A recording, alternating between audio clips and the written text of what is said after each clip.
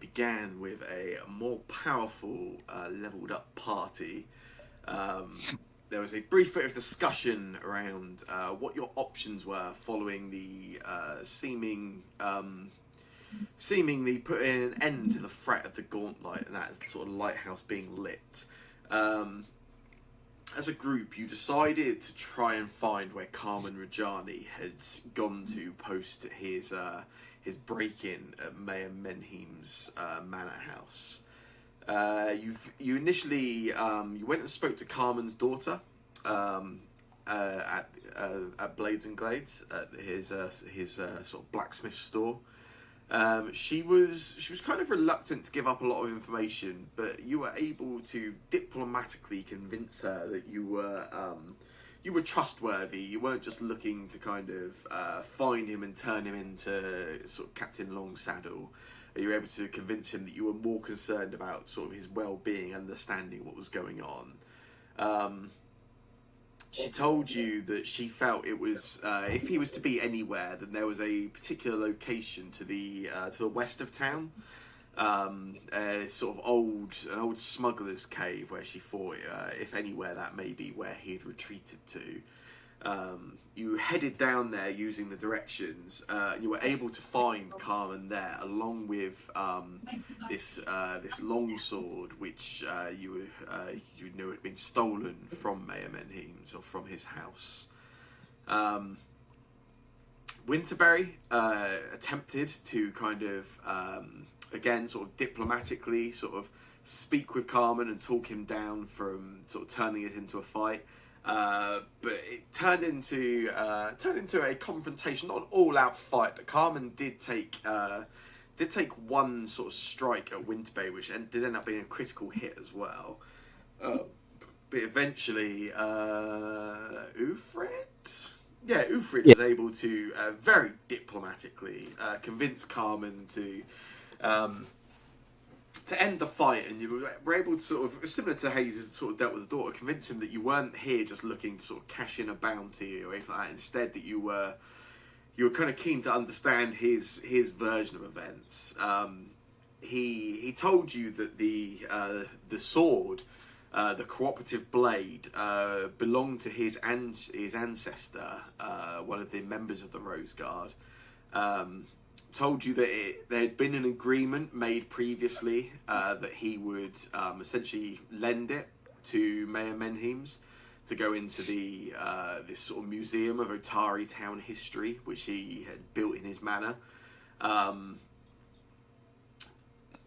yeah, Carmen no longer seemed to think that deal was something he wanted to carry on with, which is why he had gone to retrieve the blade.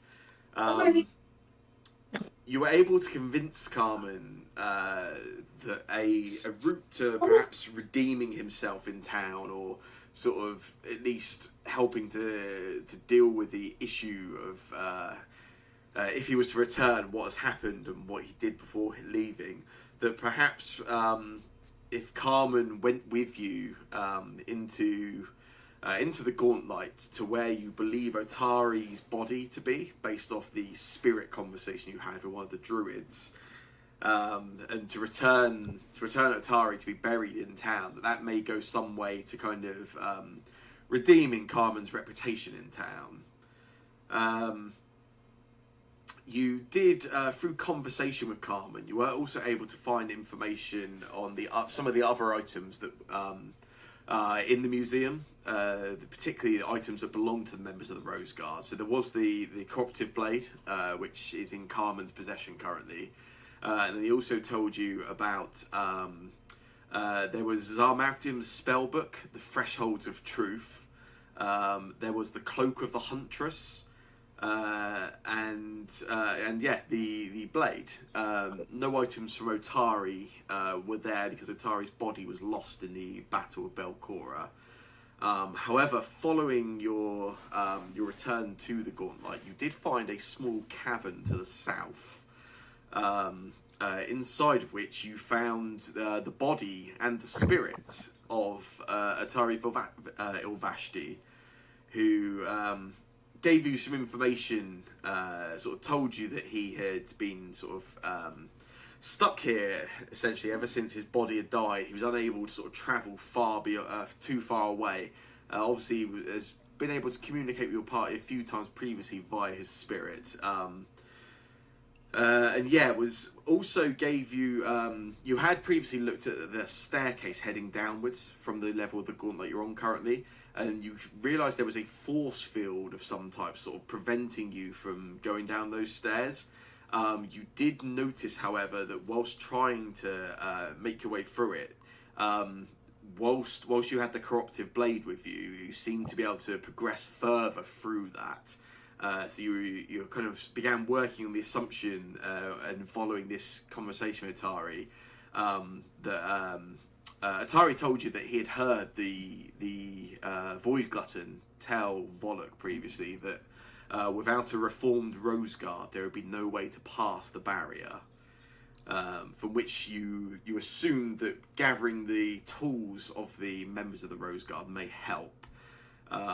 You also, as we discussed just now, Ufrid, there was a few items on Otari's body, including this very precious lockpick set, the Kalian key, which Ufrid's taken possession of. As you were having this discussion, there was suddenly some alarm and fright as Atari talked about some spirit eyes, some eyes of doom, which he was rather concerned about. And as we finished up last session, you all turned around and saw rising up out of the out of the floor itself, there was two large burning eyes. It only takes you a moment to realise these aren't eyes, these are actually flicker wisps, creatures you've encountered previously, as they sort of raise up, and then alongside them what appears to be a skull wreathed in flames. We will drop into initiative. If I can get everyone to make an initiative roll for me.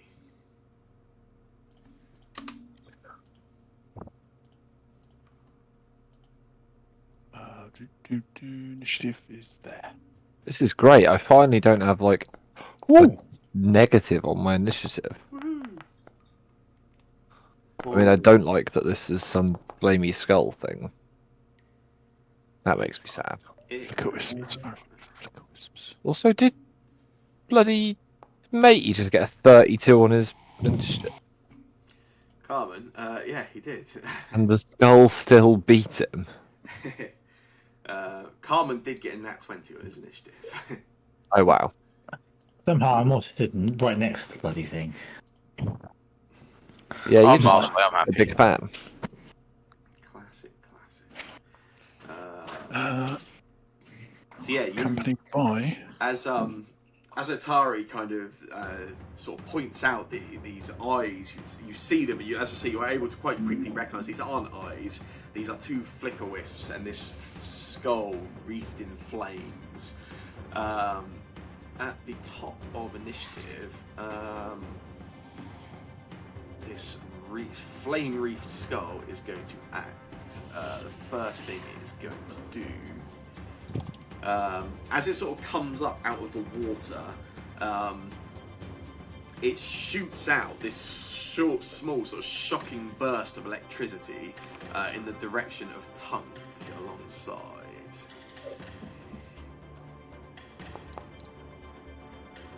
Nope. Yeah, Tunk does not care, and then the burst just shoots out to the side and goes after Bunk alongside as well. Oh, So apparently does not care. Yeah. Tunk and Bunk, we are armoured. And then as its last action will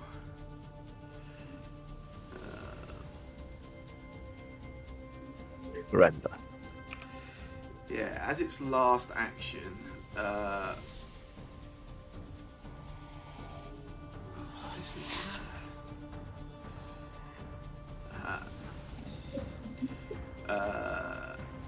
flies up, sort of moves up above everyone else in this cavern, and just makes a dash over towards where the spirit of Atari is in the far corner.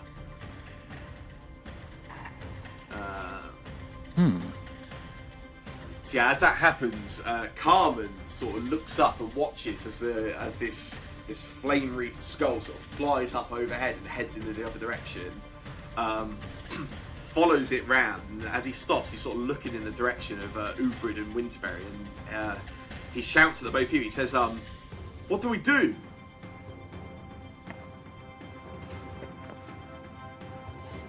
Smash the skull.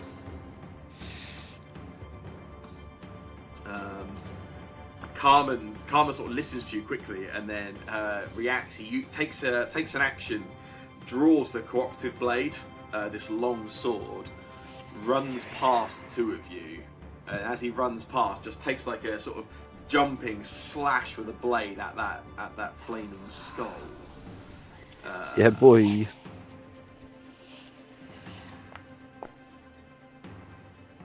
Yeah. Hits.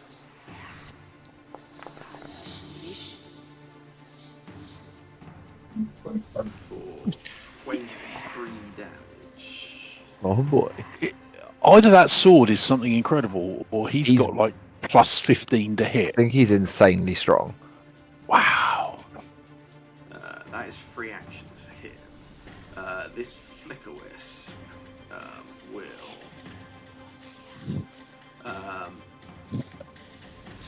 It immediately darts over in this direction. I'll tell you what I'm going to do quick, just because Winterbay and Ufrid are in the same spot. I'm just going to swap your position. So Ufrid was the one that was going through Atari stuff, wasn't he? So I was just going to share. Oh, I think I was stood in that one there. So I was stood there as well. You were both in this square at the start of combat, to be fair. Oh, I think I was meant to be stood, say, in that one there.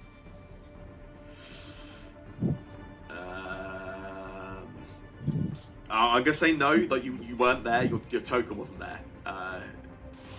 So yeah, this Flicker Wisp darts over in your direction, Winterberry. Shoots out a little bolt of electricity, similar to what that skull just did to the other members of the party. Just shoots out a little bolt of electricity at you. Which does hit.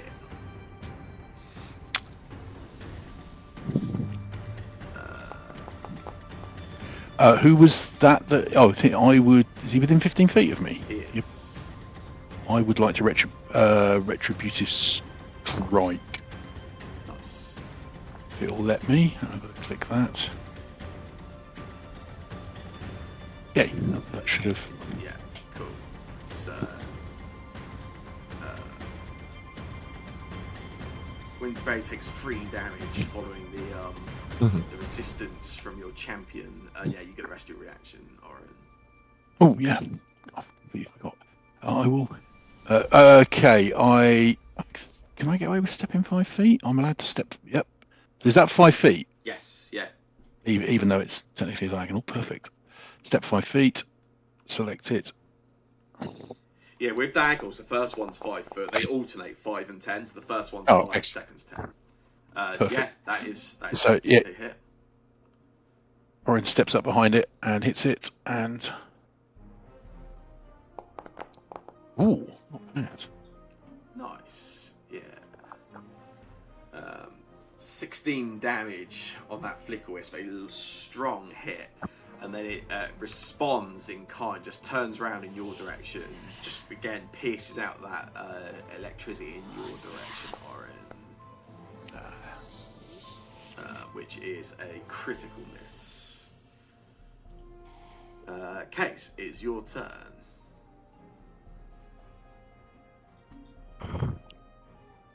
Am I allowed to kill this little wisp spirit thing? I'm guessing so. Yeah, Alright, well. you've been a good boy. Am I allowed?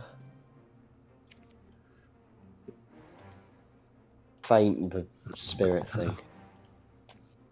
Hey. Nice. What's Yeah, you gain panache, and it is off guard for everybody.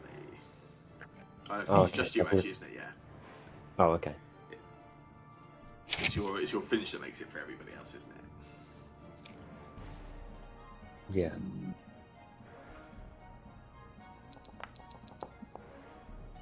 Oh, nearly. It's a hit.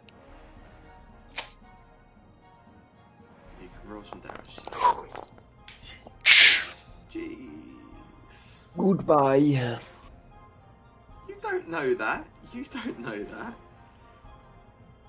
Yeah, Kay I can't steps up, pretty much. has encountered these creatures before, does the sort of darting motion, throws the flicker wisp in one direction, and just slices clean through it.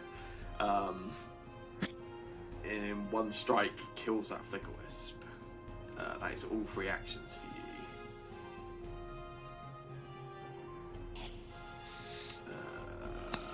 you. Ufred, it is your turn. Hey, it's me. It's your boy. I want to try out some new shit, but I can't work out if this is a combat that's actually worth wasting new shit on. Like, is this worthy of a 3rd rank spell?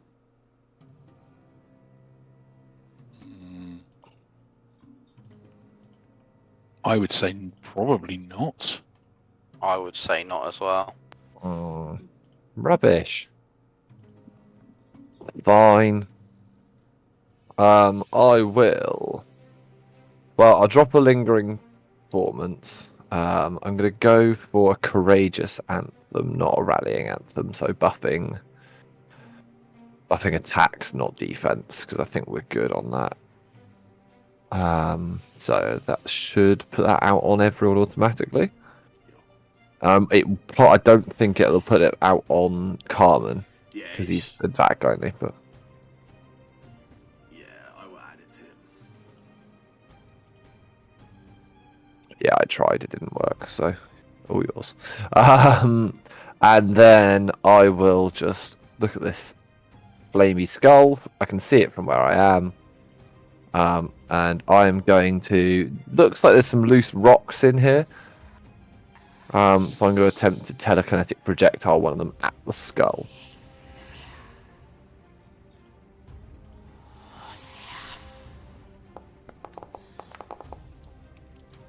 Not my best roll. Oh well. Wasn't your best roll though. But you know, a 19 misses, guys. Just a heads up. Time to remind myself though to give everybody hero points. That is everything I can do. Cool. Orin, it is your turn. Lovely. Let's kill some stuff. Well, first of all, just that thing still, it's standing in front of me. Orin just raises the Morning Star again. Hits it.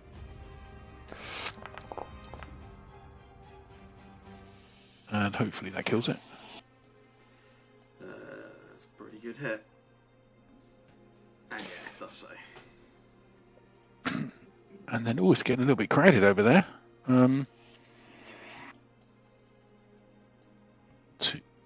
My move is 20, I think. Yeah. 20. Measuring 20. I'm just seeing if I can stride in. Oh, I can. I can move through the other people. Yes, that yeah, as long as they're correct? friendly to you, yeah. And am I okay striding through this water? Yeah, Despite the fact yeah. that- In which case, I will take the whatever the action is called, defensive advance, with my last 2 actions. Which mean I raise my shield and then stride. If I end my reach within attack event, I can make an attack against that enemy. So I'll take that action. I will raise my shield.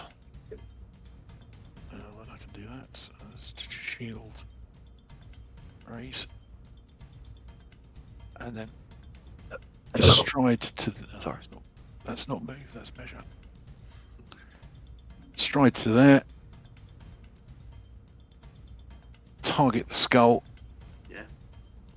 And then it's a map attack because I've already attacked once. Yes.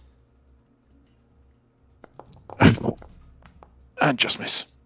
Ooh, 23's a miss. Okay. Yeah. There's a miss. but I'm stood there in front of it now with my shield raised, so I'm happy with that. Nice. Bunk.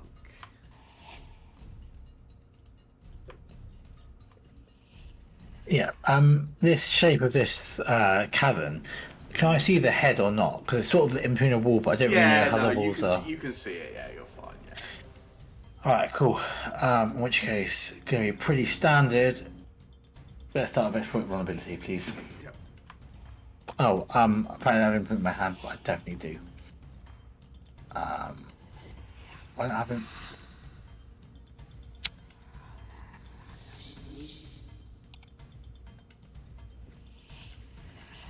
Give me a second, sorry. That's all good. There we go.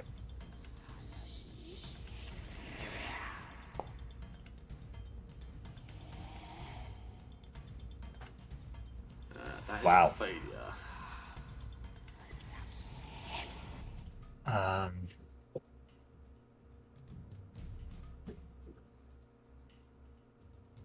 Alright, give me 1 second. Quickly read my new ability. Oh yeah.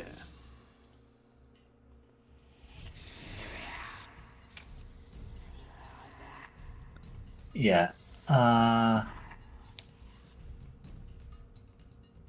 No, it's fine. It's fine. Alright, yeah, that fails. Then I will fling magic at it. Yeah, cool. Let's get a reflex save from this. That is a critical success. It takes no damage. Amazing. That was a great turn. I'm done. Lame, Cormac. Yeah, me too. Winterberry, it's your turn.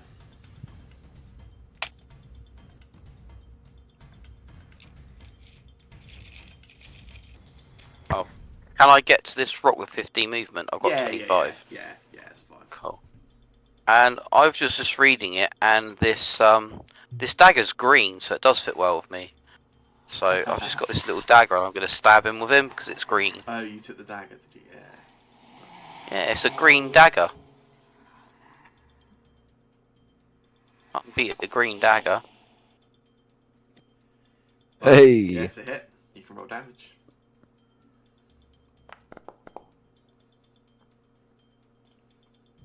Nice, yeah. You run forward, draw this new dagger you have, and just viciously stab at this this skull. You do feel you get some physical physical contact on it, and get some damage through. Yeah. Right, it is this creature's turn. It will.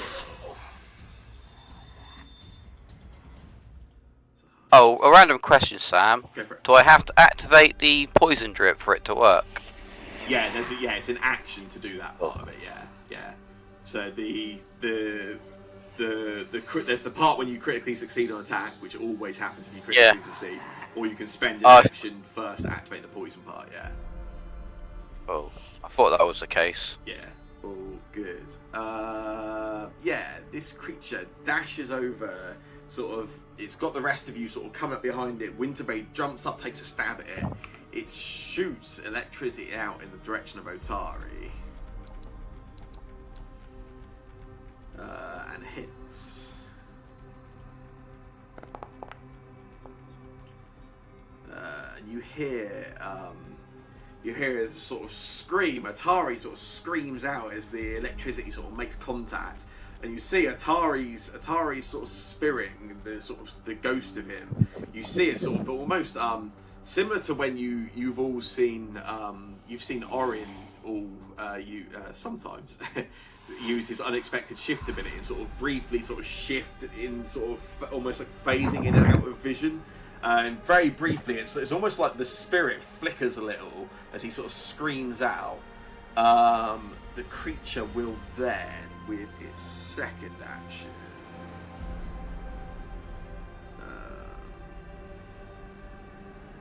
shoot out at one that just stabbed it. So then shoots some electricity out at Winter. Just before that, yeah. Or we can maybe do it after. Does Atari count as an ally? Oh yeah, that's a good question. Yeah, I think he probably does. Yeah. In which case, I would like to use my reaction. Yeah, sure. In which case, I've applied. I'll put some health back on him for the. Alright, cool. Yeah, for the thingy. Yeah, and then you can take your attack. I will do exactly that. Boop. Strike. Ooh. Oh. You can roll critical damage. I will. Ooh. Nice. Whoa. Yeah, you can forget that second attack that the creature was making against Atari. As you react, Orin, and as soon as it sends out a spark of electricity out, you just take the counteract swing, smash through it, and the light sort of just goes immediately, and this single skull, humanoid skull, just drops down, just sort of sits on the top of the water for a second, and just sinks down. Well, that was a short combat. Let's reward you for that. You are slightly over leveled, so you get a bit less than you would normally. 80 experience points for that. Yeah, and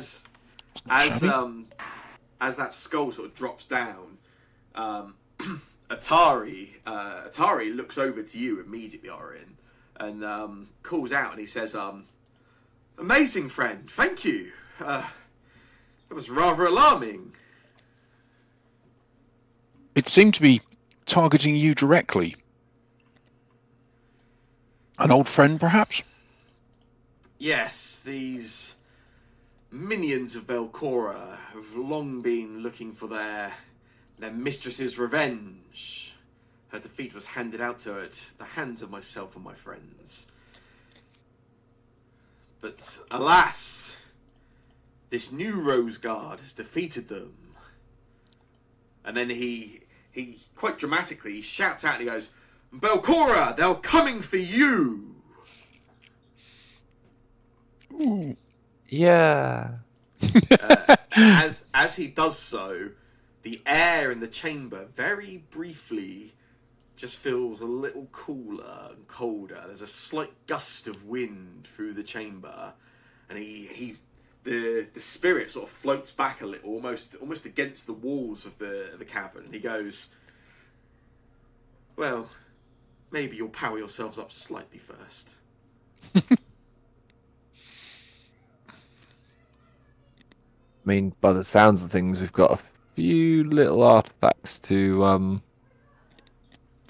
pilfer before we find her. Maybe they'll help us. For what it's worth, friends, in my last 500 years, I've met no finer candidates to carry the Rose Guard's relics.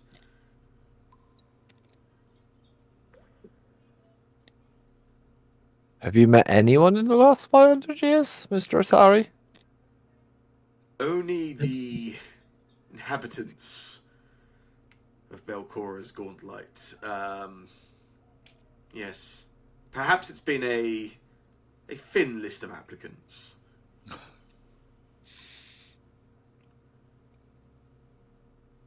Nevertheless, I'm sure the rest of the descendants will be happy to lend you the strength of our items.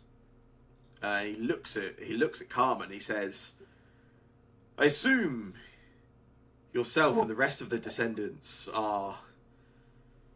you must all be a group of adventurers yourselves, carrying on our name and our reputation."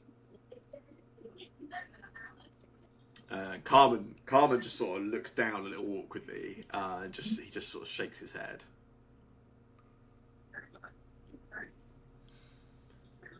A shame. Well, friends, I'm most appreciative of your arrival, and I have every faith in your ability to ensure that Belcora's return is thwarted and she is defeated once again. However, if I can make one last request of you, perhaps. Absolutely.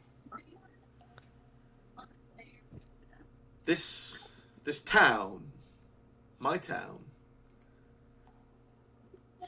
I wish to be buried there. I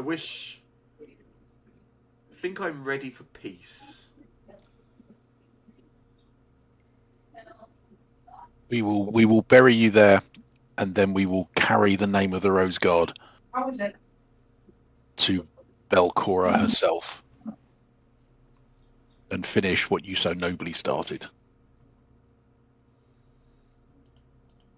I have very small doubts of your competence and your ability to defeat her. My fear is that she's had 500 years to learn from her defeat at our hands, to plan whatever it is she has been putting together. Whatever Belcora has planned in the dark, Lathander will shine his light and destroy. Not only do I really Have- dig that, but also, to be fair, you got a crit hit to end that combat, so you can have a hero point. Yeah. Thank you. Bronk's a little bit disgusted by that statement, but also kind of respects it.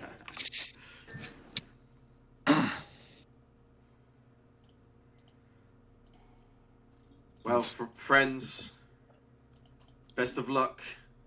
My thanks. And to you, Rajali. I hope you are a worthy descendant and make the name proud. And Atari does a slightly over-the-top, flourished sort of bow, almost a curtsy, and then flickers away, can no longer be seen.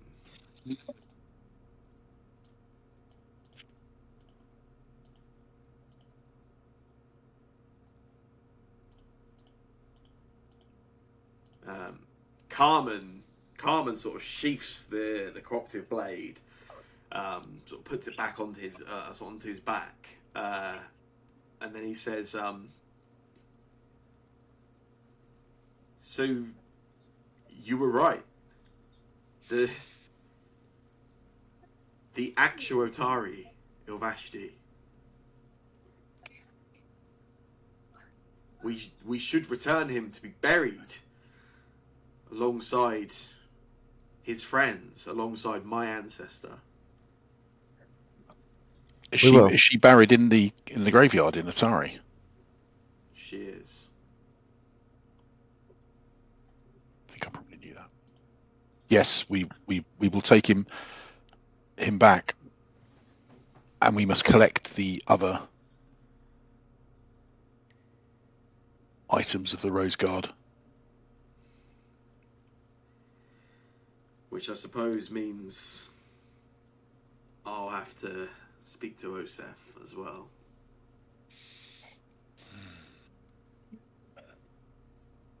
We have one town member that's got a bit of pull that we are in good light with currently. Just the one. Probably just the one. You thinking of Rin? I'm thinking of the bar lady we saved her son. Oh, okay. Yeah, Who no. told Yeah, the Longstaff what to do. I'm Bar not lady. sure if that's going to take us any further at this point. But It's probably more influence than Rin, though.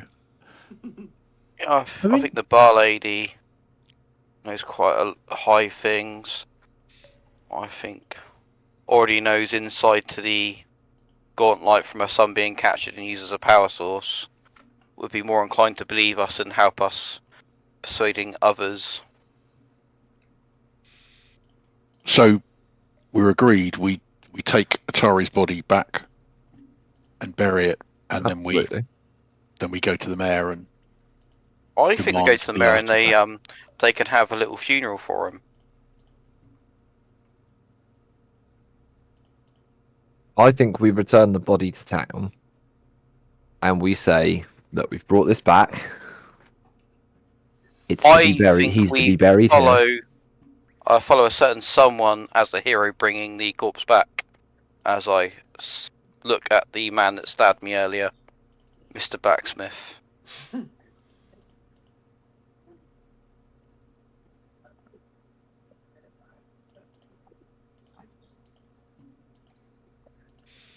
Perhaps that's why you were called to pick up the sword.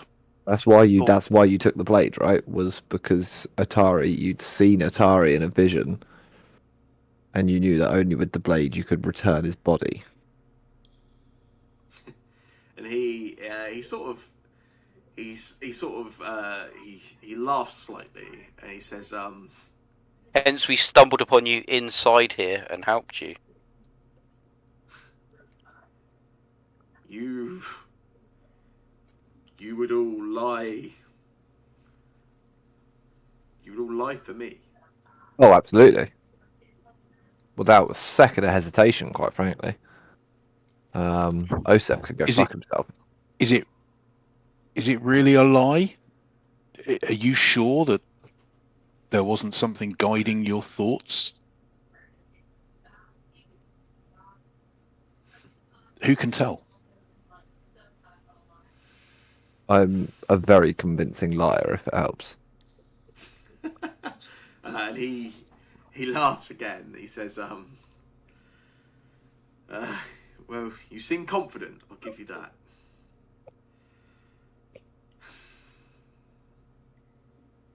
Okay. Osif doesn't need to know any more than what we decide to tell him.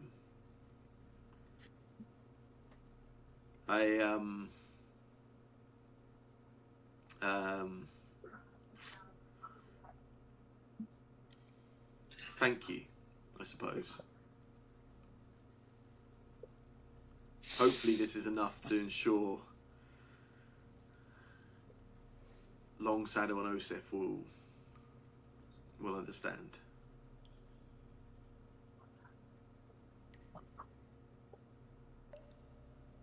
They have to. It's not just Atari. Atari said that Belcora had plans for Easterbrook.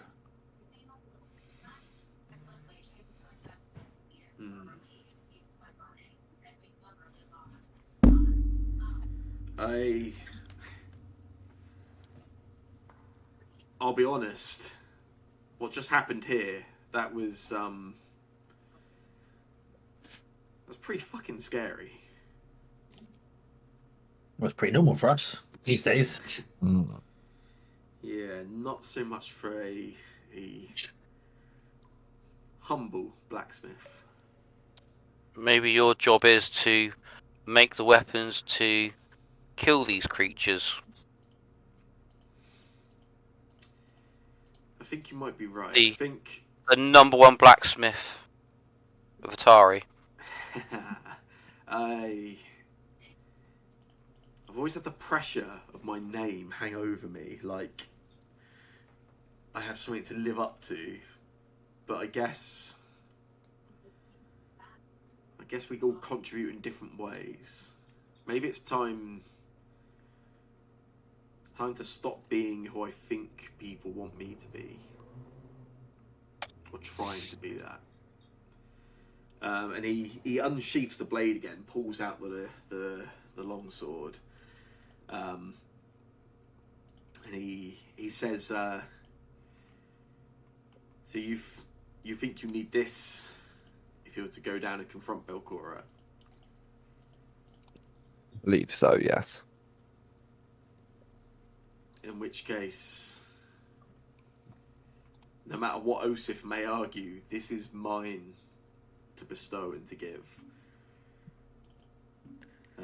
And who am I to disagree with the ghost of Otari or Vashti? I guess I can think of no better candidates. I will see the easiest way to do this. Oh, here you go.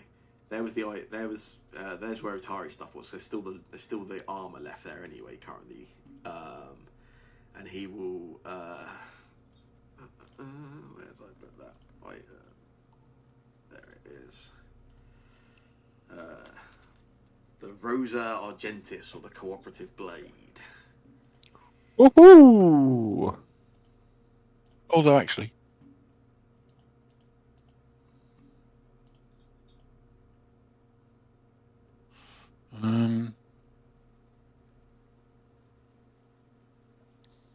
+2 on aid.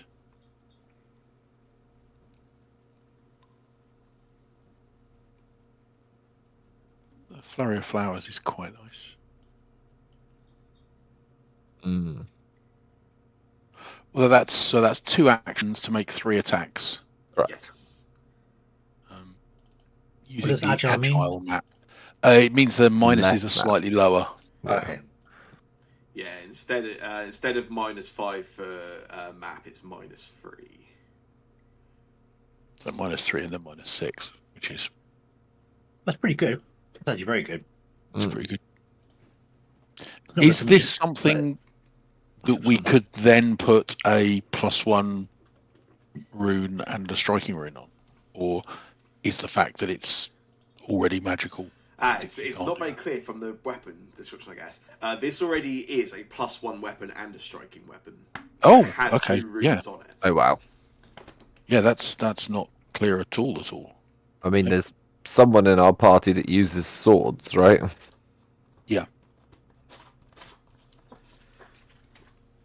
The only thing to consider that the person in your party that uses swords specialises in a very specific type of sword. What kind of sword is it? It's a longsword, right? It's a long sword. Kay specialises in a particular type of dueling sword, an outdoory dueling sword.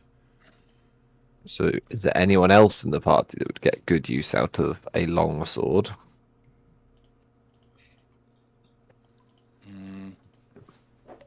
A very good longsword. It was good. It's how does that work with being 3 foot tall? Magic, right? It's strength. Yeah, And we'd find a way to using make a it work. shield. Longswords can be one-handed. Yes, Right. Even when the longsword is almost the same length as the person. Yeah. I could maybe. I could use I it. mean, you guys, in narratively, you do need the weapon obviously to get through there. Nobody. Yeah, has but we don't have to use wield it. actively. Yeah. And you can even if you want to get really brutal towards the Rose Guard, you can always just take the runes from it and put it on something else as well. Yeah, true. But yeah, Yeah, I mean, I'll that's take it if different no one else. I mean, I'll strap it to my back for now and consider whether, when we're back in town, I can see how I feel using it. I kind of like my Morning Star. That's fair. Yeah, as long as we've got it with us, and Yeah, but we can certainly think about it.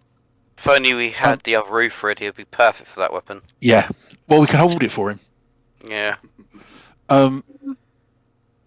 What about? And yeah, okay, I'll take the. Is it a martial weapon? It is a martial weapon. Can you I use mean, it? I can use martial weapons. Well, so you could use it. I mean, I could probably also use it technically, but I'm not going to. Well, maybe it might make sense for Sure. you to have it, Uthrid. Again, we can give it a try. Because the +2, you could perhaps aid a bit more. It's first for everything. Plus, you can actually hit stuff. You do stab things every now and again. Yeah, like I have a +1 rapier that I've been Yeah. using, but it's just a bog standard +1 rapier. So you could switch to the sword, Yeah. maybe. But do you want it? If no one else wants it, if no one else is actually going to use it, I might as well take it and use it instead of my rapier. I'm quite happy with the Morning Star. I think I think it does the same damage, although I might be able to invest the damage of the. I like my dagger because it's green.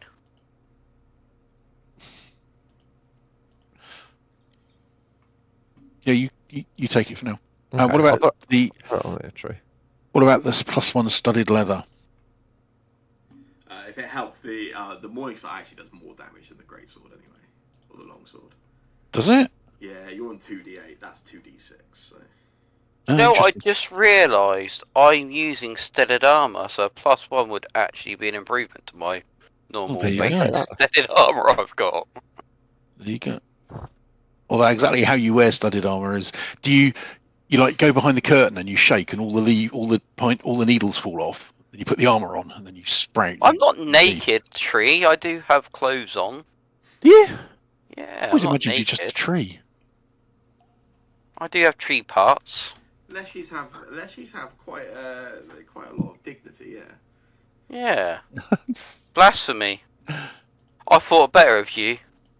You're suggesting that being naked is undignified. That doesn't seem. Take it for now.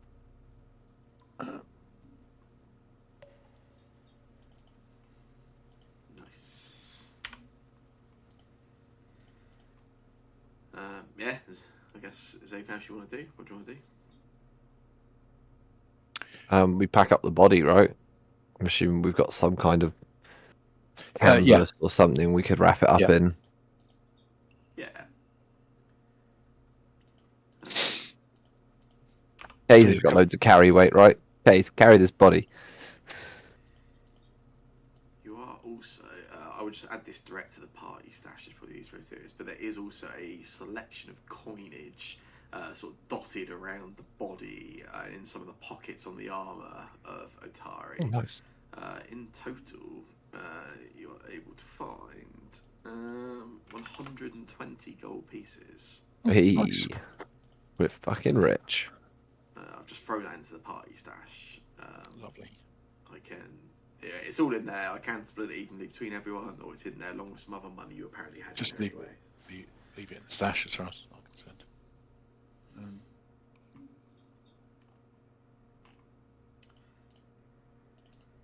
Nice. You want to take this back to town now? I think so. Yeah. We need to get Casey's armor class up a bit. Mine's got loads now. I'm on 22. Yeah, Casey's only on 21. Aha. Oh well, I got 23 armor I class. was gonna say I'm on 22 with no additional bonuses to it. I think I have got a load of severed armour on me now that I need to probably lose at some point. No, chuck in the party stash when you get into it.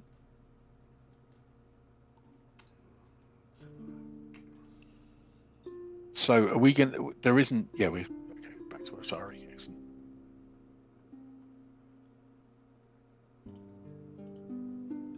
Yeah, so you,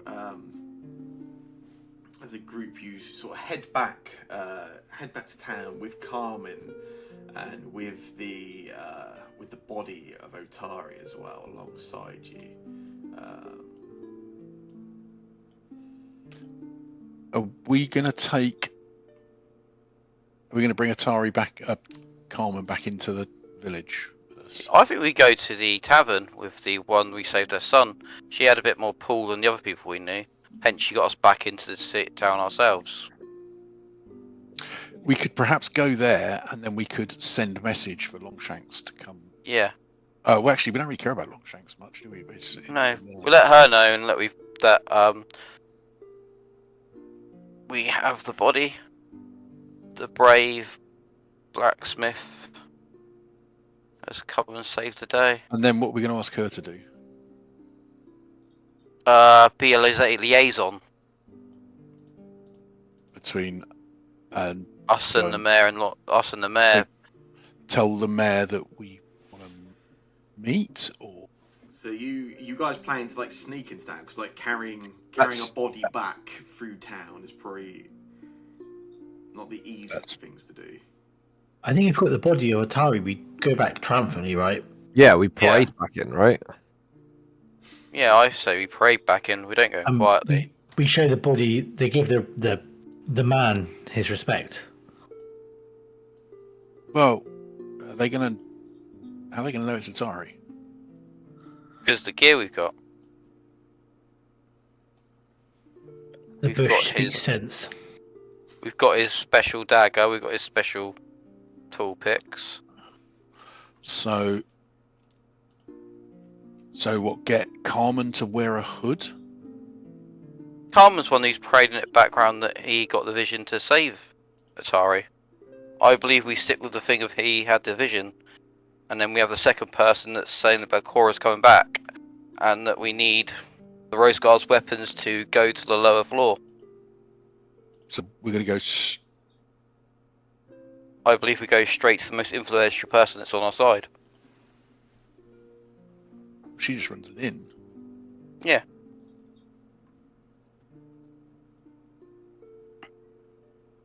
Winterberry, a big fan of I think- Republicans.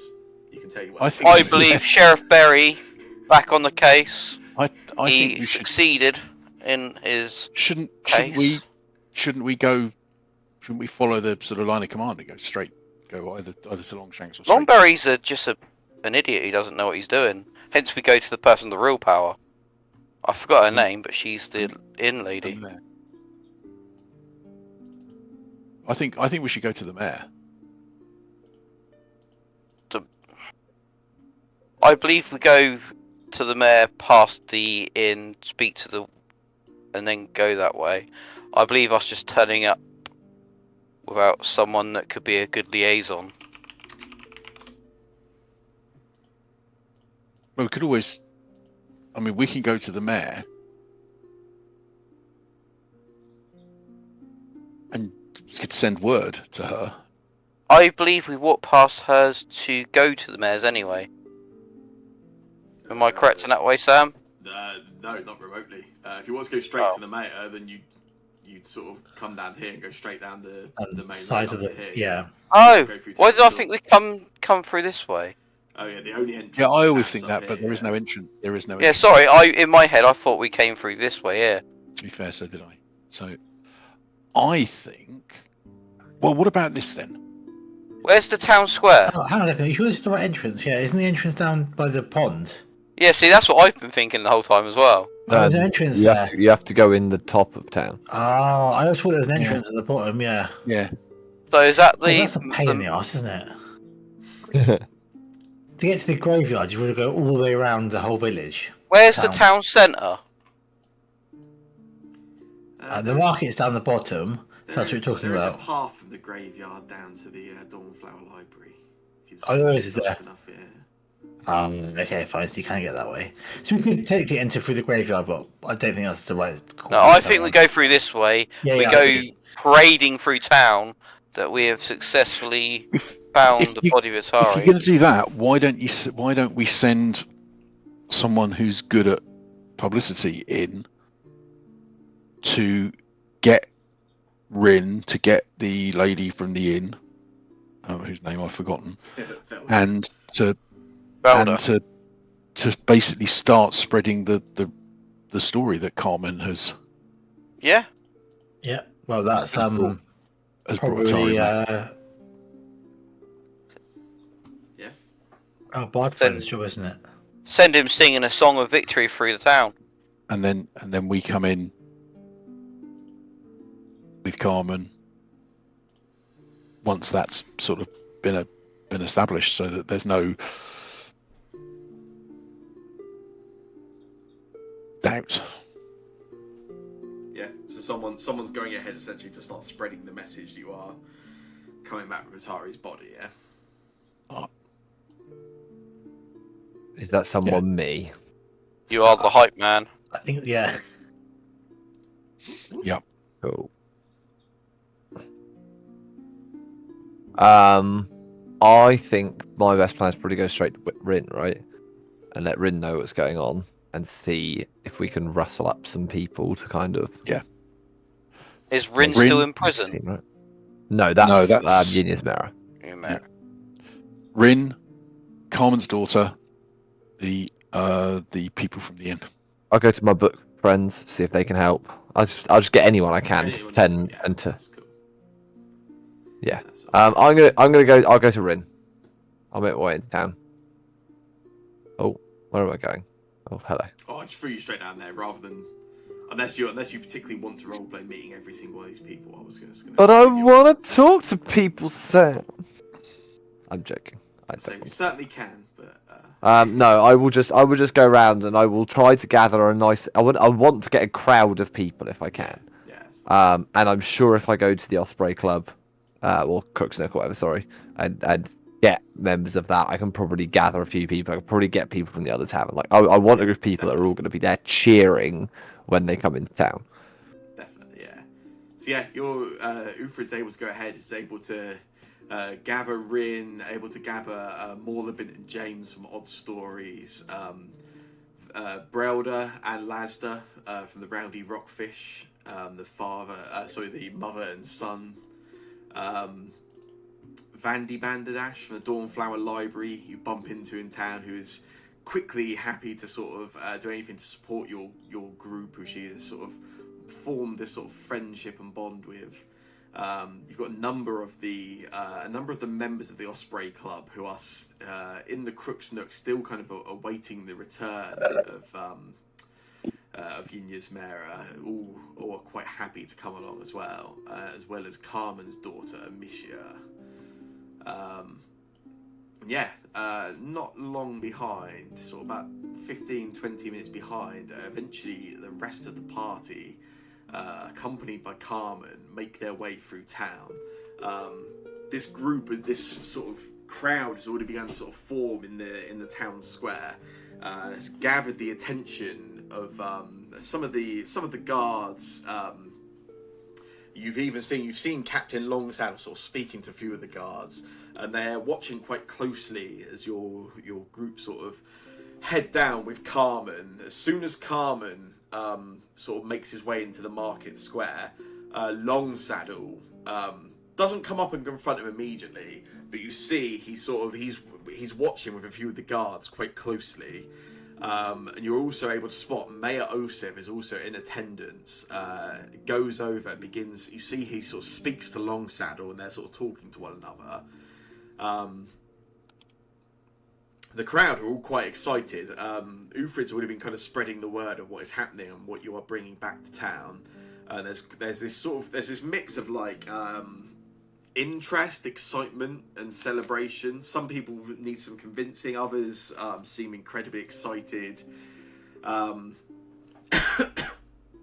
Eventually, the excuse me. The sort of crowd dies down a little bit, enough that no worries. Quiets down enough that everyone sort of begins to sort of silence down. At which point, there's a voice that sort of shouts out over the rest of the sort of crowd, so everyone begins to hush down a little. Captain Longsaddle calls out. He says, "Well, I see you've returned your criminal. I suppose the 5 of you will be looking for some kind of reward."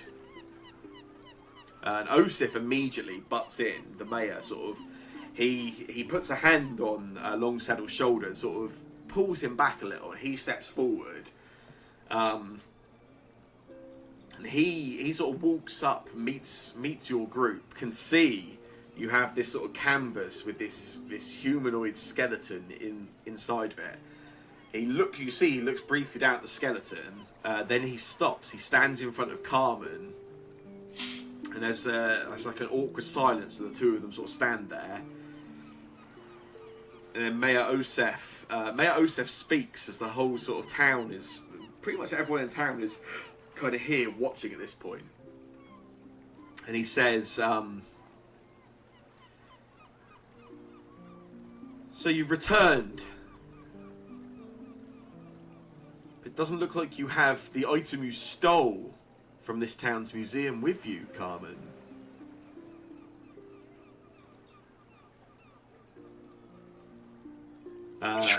You should say something. Explain what happened.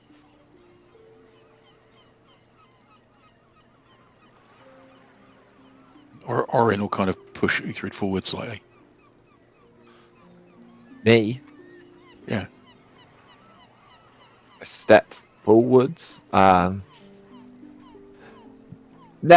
our fine mayor knows for a fact that nothing was stolen at all, surely.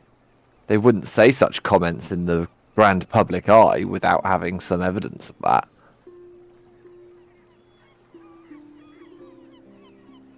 The evidence is clear. This is the same man who 2 nights ago assaulted me. Can I interrupt him? Yeah?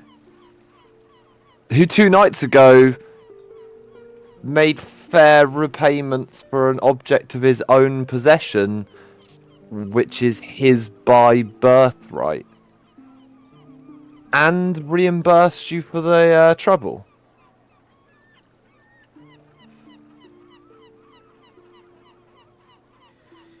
He got to you then, did he?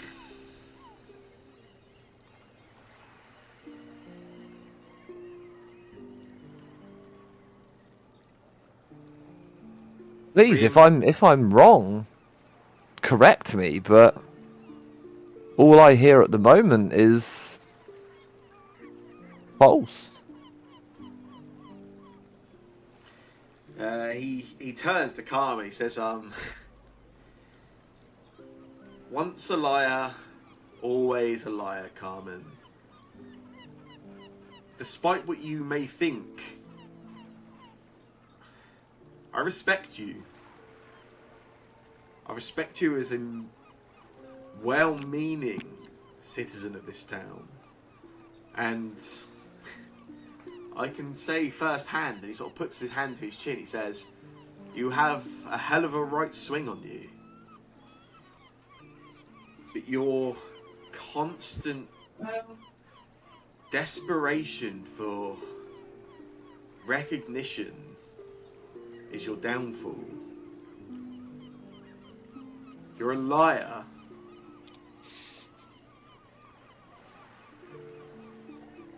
And Vol Rajani would be ashamed of you. Interesting that you should bring up one of the members of the Rose Guard there. Because I know for a fact one of the members of the Rose Guard is proud of the mission that Carmen undertook and was gracious for their help.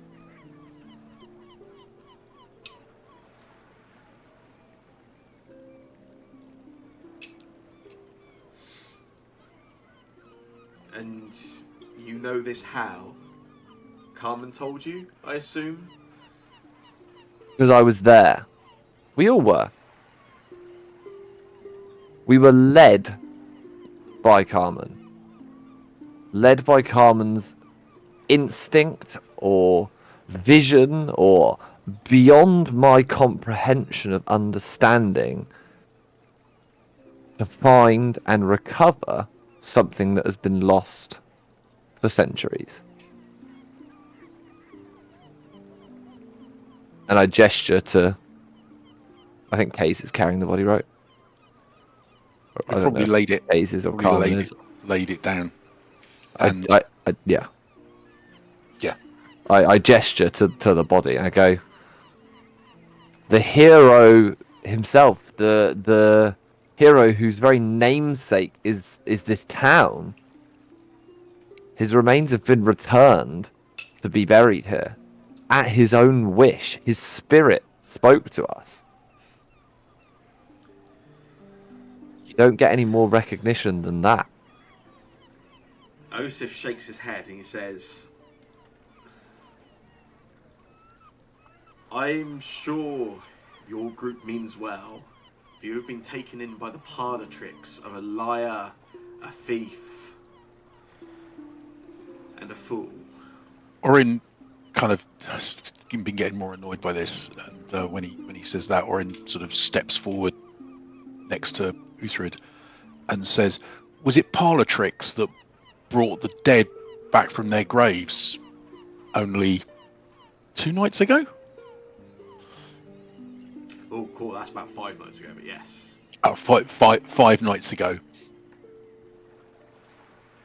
And I'll point up to the graveyard up on the hill. Was that a parlor trick? Was it a parlor trick that brought the light from the keep?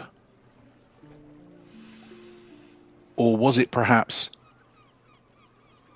some ancient evil lying at the bottom of the keep that the Rose Guard, the person who this town is named after, sensed and summoned help for this town to protect it in the way that the Rose Guard always have? As this conversation is going on, Vandy Banderdash, the priestess of Serenray, she speaks up. She's been sort of knelt down over the body whilst this conversation been happening. She speaks up in defence of your party. She shouts over to the mayor. She says, "They're telling the truth, Mayor. Serenray signals this is the body of Otario Vashti. Truly. It's not my place to tell you whether spirits have talked to this group today, but I can tell you this group, since their arrival in town, they have been true to their word. They have protected this town, despite being outsiders. They've ventured into the ruins of the Gaunt Light. They've brought back members of our town who your own guard assumed had disappeared of their own choice. It looks like they've gone out of their way to look for a criminal and a thief who your guard seemed unable to locate. And they have returned this town's namesake.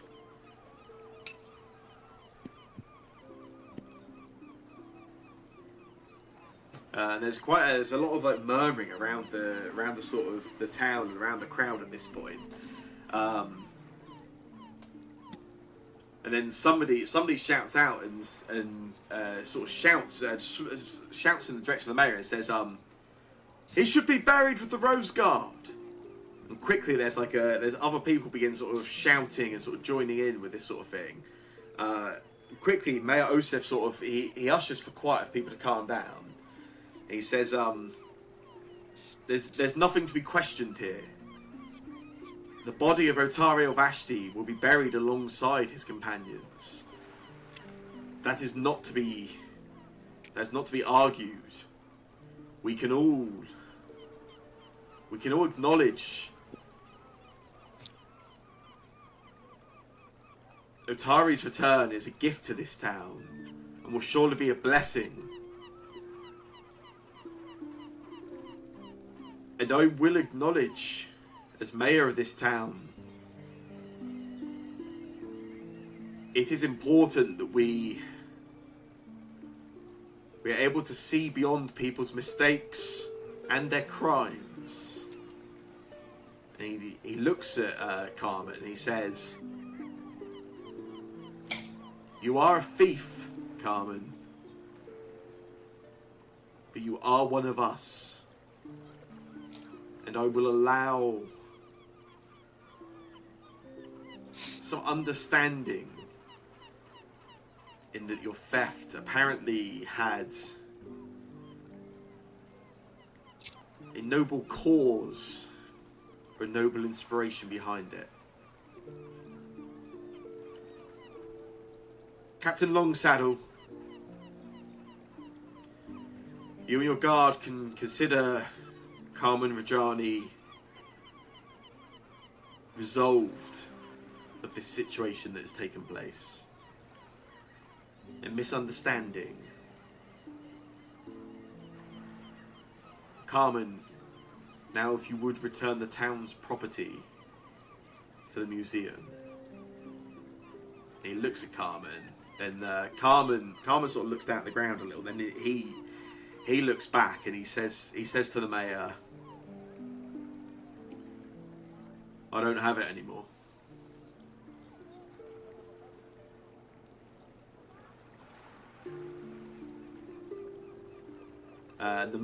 The mayor sort of looks at him, and the mayor sort of tells him that your crimes have been forgiven, but you will be required to return the item you have stolen. At which point, Carmen again, he sort of looks down at the ground, then he sort of looks back up. He seems a bit torn and unsure what to do, and then he turns and he points over at Ufrid and he says,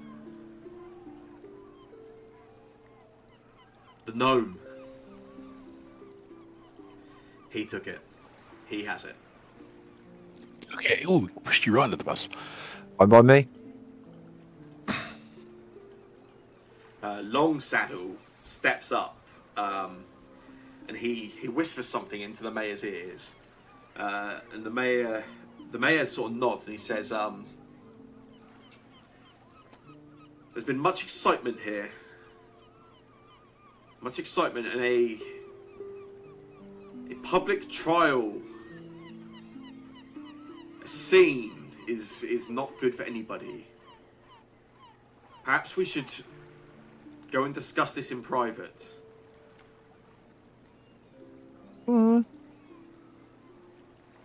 I disagree.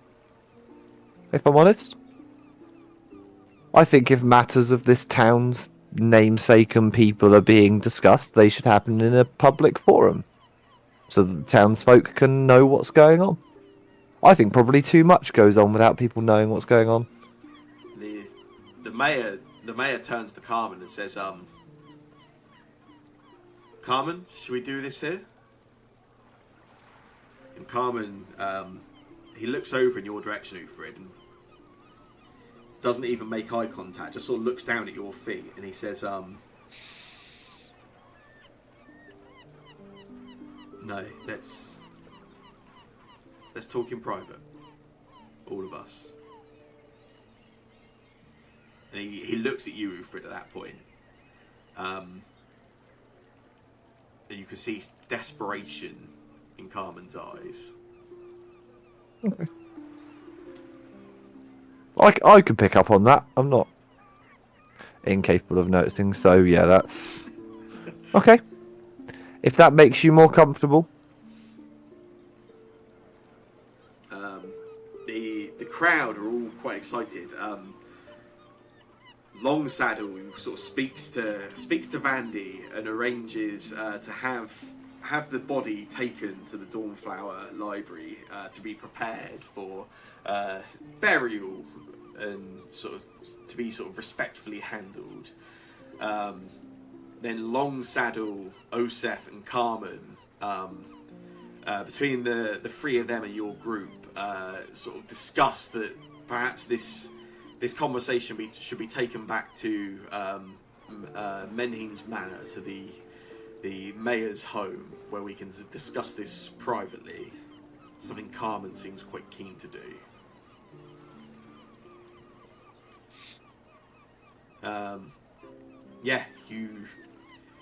You all head back up to the mayor's house. You are taken into this sort of long dining room where everyone sits down around the table. Osif speaks first, and he says, "That was quite a scene, Carmen. I have tried throughout my time as mayor to be understanding of your position. I respect that you desire my position, but I also think it's important to respect the decisions of the town. And more importantly, I think this group have shown themselves to be just and trustworthy protectors of the town. That you have apparently lied to them is disappointing and embarrassing. Lied to us? Carmen looks at you, and then sort of looks down at the table again, sort of unable to sort of make eye contact, and he says,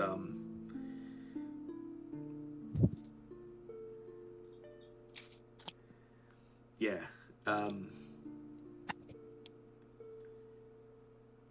we did have a deal, me and Joseph.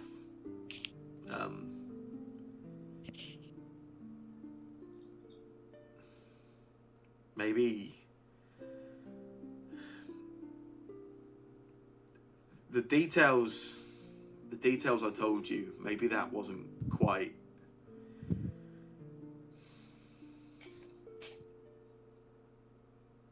and Osif interrupts and he says, Carmen has his vices, and a blacksmith and maker of weapons and armor is not the most profitable line of work in a town as small and off the adventurers' roads as Atari. So when Carmen found himself unable to make ends meet, to put food on his table, I bought his home, and I paid a very, very generous price for the building. I have allowed Carmen and his daughter and his business to stay rent-free in the building. I paid him what some would call 4 times the true value of the building. He has not had to pay a coin in rent ever since. And all I asked in return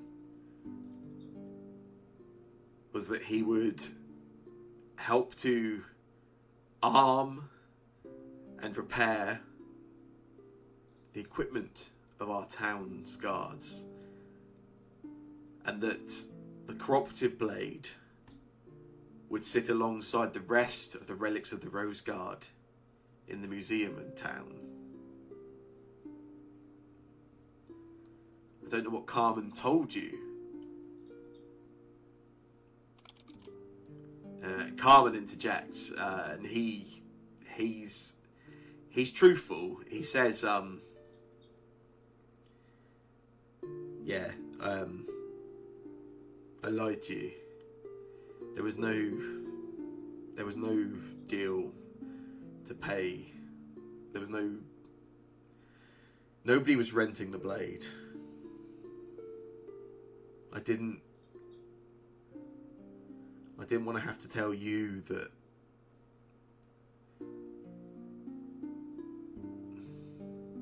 Yeah.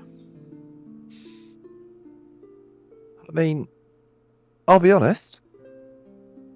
Would have been nice if you had told us that before I publicly shouted it in front of the whole town. If I'm being completely frank. But whatever. It's not the end of the world, right? It makes things a bit more complicated for now, but it's alright. It's all right. Carmen,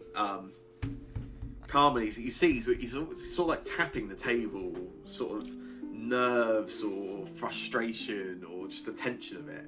He says, it's all right. You're not even from around here. You're not even one of us. You're You don't understand. He looks over at the mayor and he says, I'm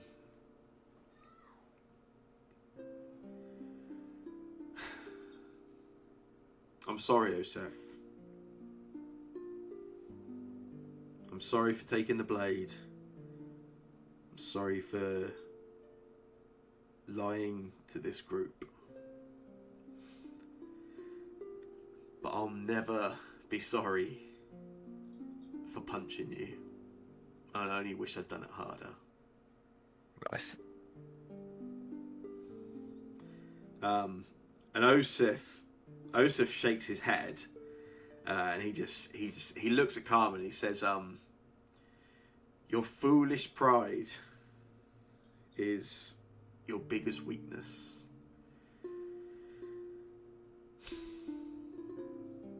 This should be celebration for the town, though. You have returned Otari to the town. We'll consider this whole affair closed and resolved. Carmen sort of pushes his chair back and stands up at this point. He looks over at Longsaddle and smiles, and he says, I'm free to go then, Captain. And the captain just sort of grumpily nods back in his direction. Then Carmen looks at your group. He says,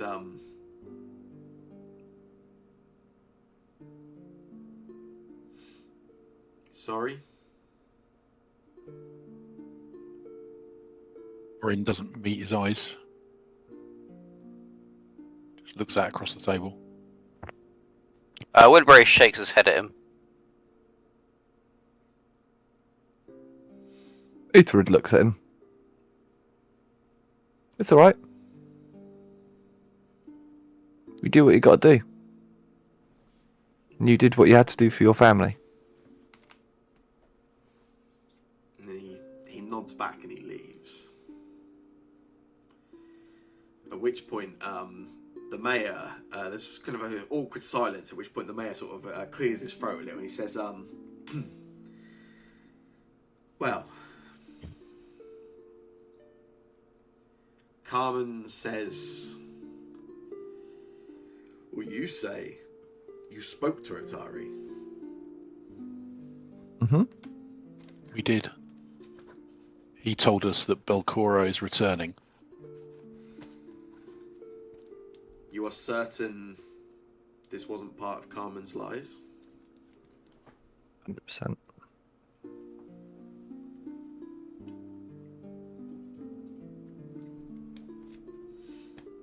Yes.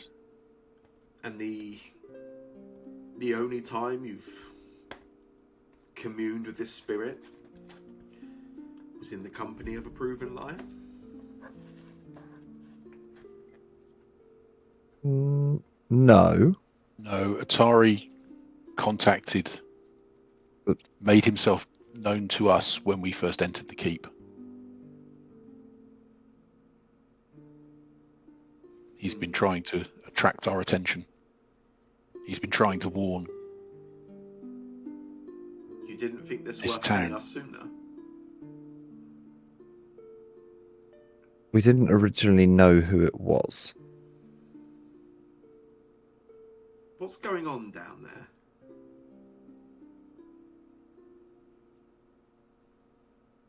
Do you genuinely want to know?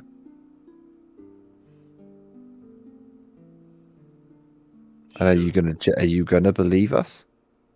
Or are you just gonna claim we're lying? I have no reason not to believe you. It's not you I distrust.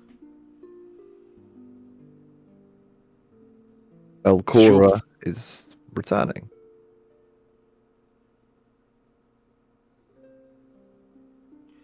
I was under the understanding, having been stopped very excitedly by Rin Savinsky this morning, that you had dealt with that situation.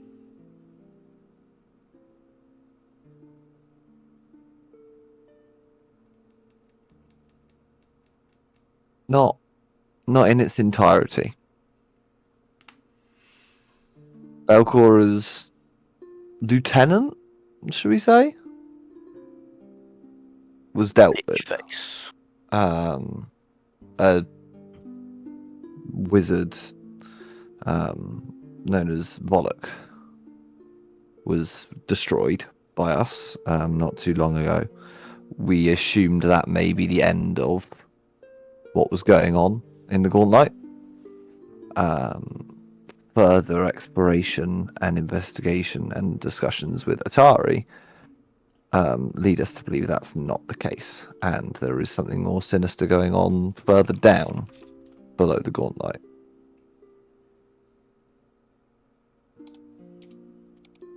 We can't get there.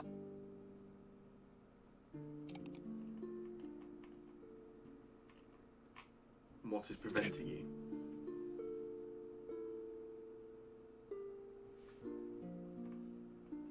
It seems that when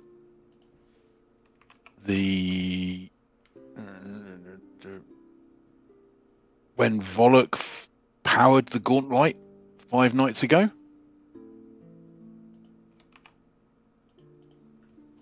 that, as well as bringing things to life in the graveyard, that interacted in some way with whatever your ancestors, what Rose Guard had done, and it has created a barrier that only the Rose Guard can pass. In which case, she's as good as one.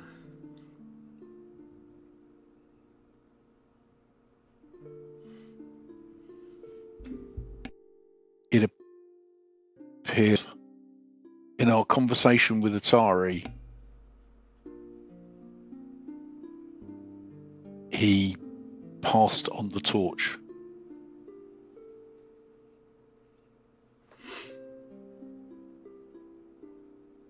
He tasked us with finishing what your ancestors started.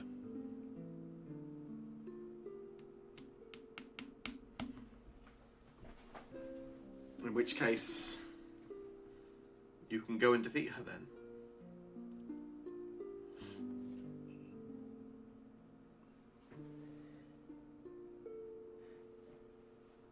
And to do that,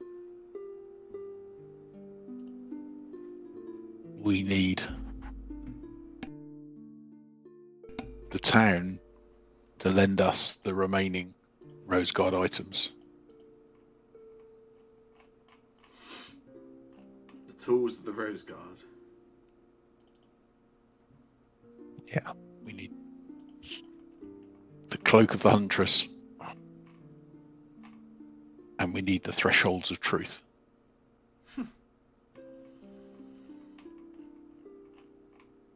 This isn't a plot for you to take these items straight to Carmen. Carmen These- would have no use for them. He looks at Longsaddle and he says, what do you make of all this? Longsaddle sort of pans his eyes across your group. And he turns back to the mayor and says, I can read people. I can tell liars, and they're not lying, Mayor. I feel like Winterbury just suddenly drops his little sheriff badge on the floor. In shock. If this is all true, our guard, we're not prepared for something like this. It's your decision, Mayor, but if you believe this group and you believe this threat to be true, then we should give them what they need. The mayor doesn't seem to take a moment's thought. He immediately says, okay, Come this way, my friends. He leads you out into the sort of publicly accessible wing of the manor, where this sort of this museum to the town's history is set up. As you arrive in there, some of you have been here recently under less welcoming circumstances. Right. He takes you past a number of items. You see there's like some maps of the town, some sort of drawings and plans of the town, and as it was sort of being built up. He takes you over to where there is a mannequin wearing a long sort of leather cloak. This sort of grey coloured cloak. And he says to you, This cloak was worn by my ancestor, Aesafana Menhims, the huntress they called her. She was amazing, I'm told. If Atari wishes you to have these items, and they are required for you to protect this town, then with my blessing, you can take it.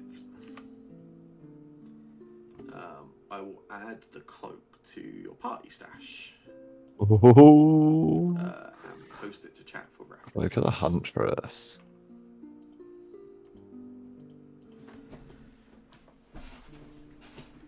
Ranger classes bonus feats and +2 to stealth checks. So not as good as my current cloak. It is nowhere near as dramatic in the way it billows now. I mean, But yeah, anyone wearing it and invested in it basically gains some abilities of rogue subclass. Not all of them, but some abilities of a rogue. ranger, right? Not rogue. Ranger, sorry, Ranger. yes, yeah.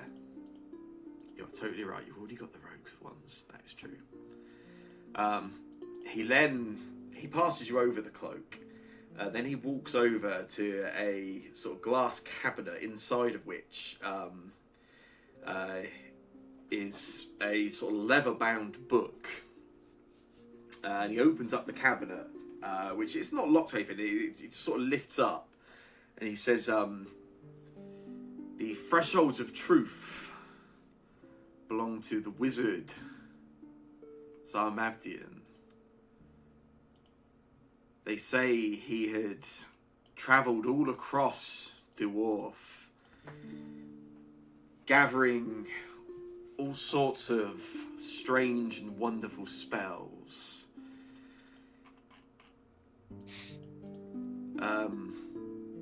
We took a decision some time ago that a book with those kinds of contents should be properly protected.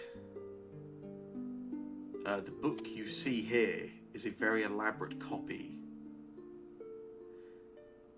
The notes and the memoirs of Zarmavdian are accurate, but we elected to not include the various arcane abilities and notes that were in the original, to prevent anybody using them in a way that was inappropriate. If it's the real book So- you need, we will have to go and speak to Morlibint.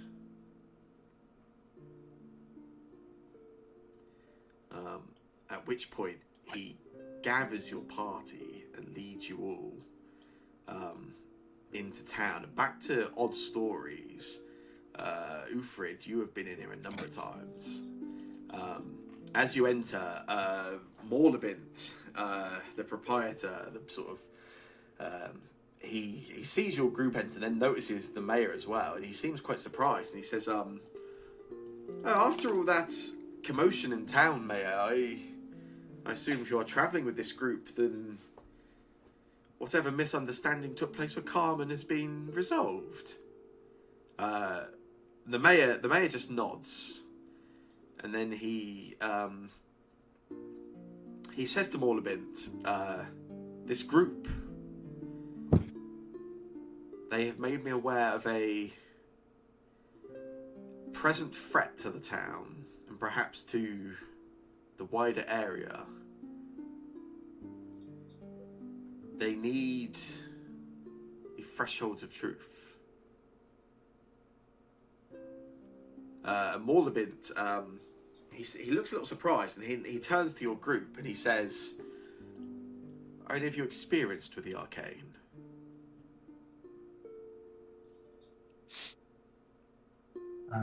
I know a little bit. I'm also an expert in arcane. Oh, I'm not an expert. Well, yes, yes. One moment, Mayor. Hence, I'm a magical creature myself. I am arcane in oneself. Oh, sorry, give me one moment.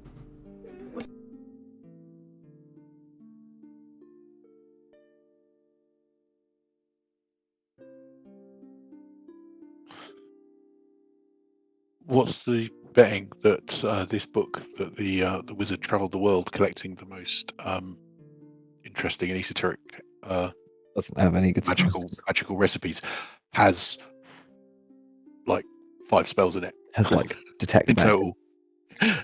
I reckon it. Fireball. I reckon it might probably have a. So what, we're 5th level, so we could have a 3rd level spell now. So probably. Yeah. It could maybe have even alchemist single, stuff. It could have a Oh, single 4th alchemist level spell in spells. it. Could be all alchemical. Could be.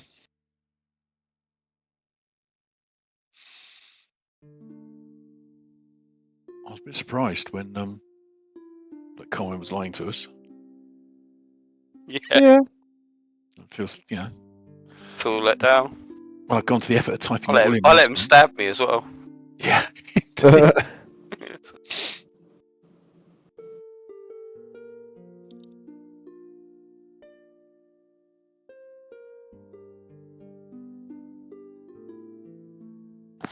Nice, well.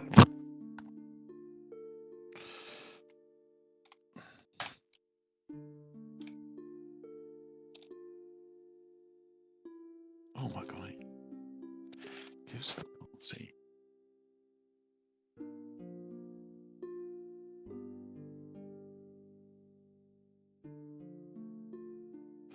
See what happens.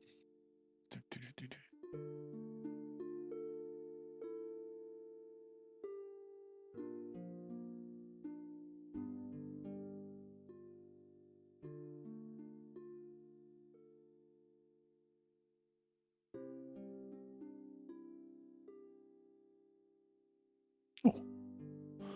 Lizzie's upset that Carmen lied as well.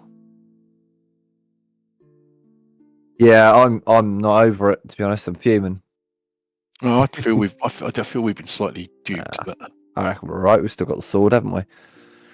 I'm this is more worth- shocked about Longstaff. I'm Saddle. not gonna lie. Heather was talking to me at the time that the lie was revealed, and I missed exactly what the lie was. He Actually sorry. sold the sword Yeah. to the mayor.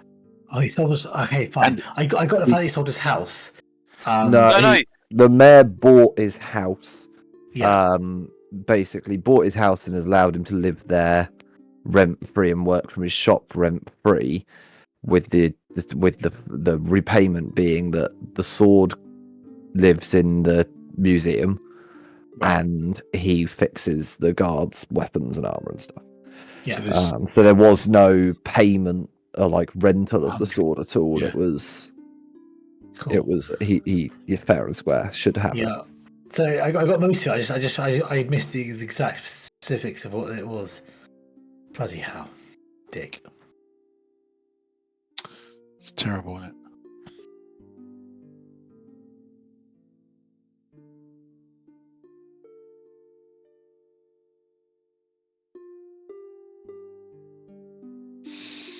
So they're going to give us the stuff,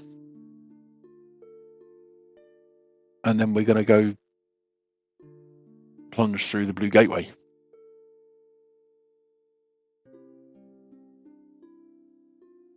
I feel we should send word back to Easterbrook. Well, Rin can probably send word, right? Yeah. Yeah. Or I don't need to send a message to my god. I can just tell him.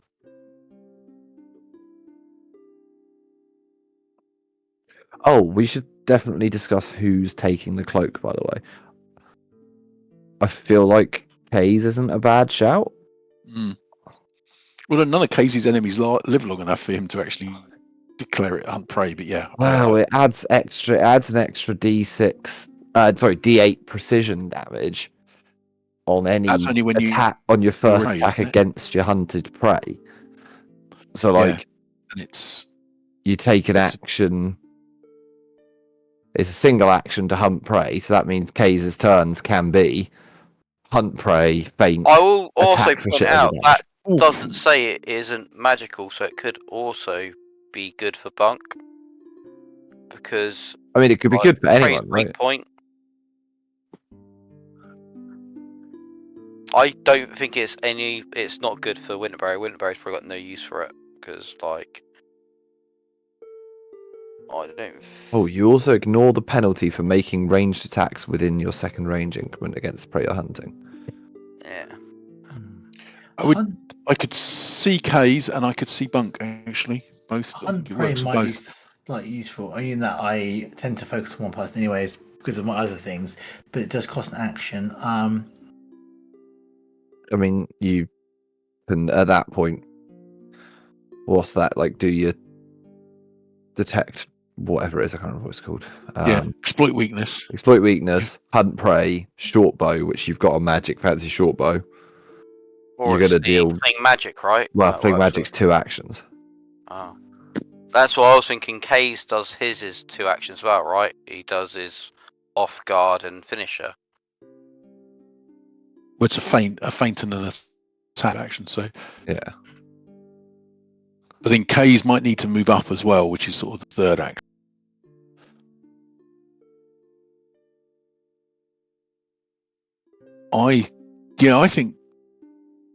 I think it could benefit.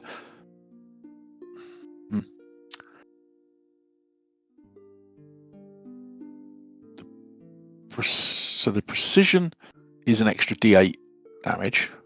I mean, that would be great on the bow.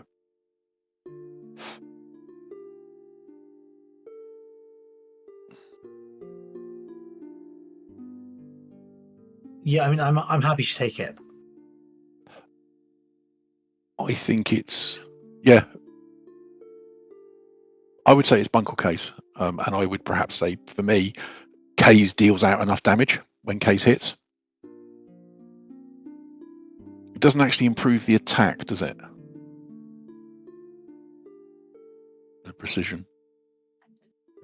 It gives you one. The first time you hit them, you get an extra D8 damage. Yeah, you get In a D8 round. damage. Yeah. So yes, every round you get it. Yeah, but it doesn't. What it doesn't give you is a plus to hit. Because I was going to say that's the only thing that K's. The only time if K's hits, K's deals an absolutely astonishing amount of damage. Yeah, I think it ought to be Bunk.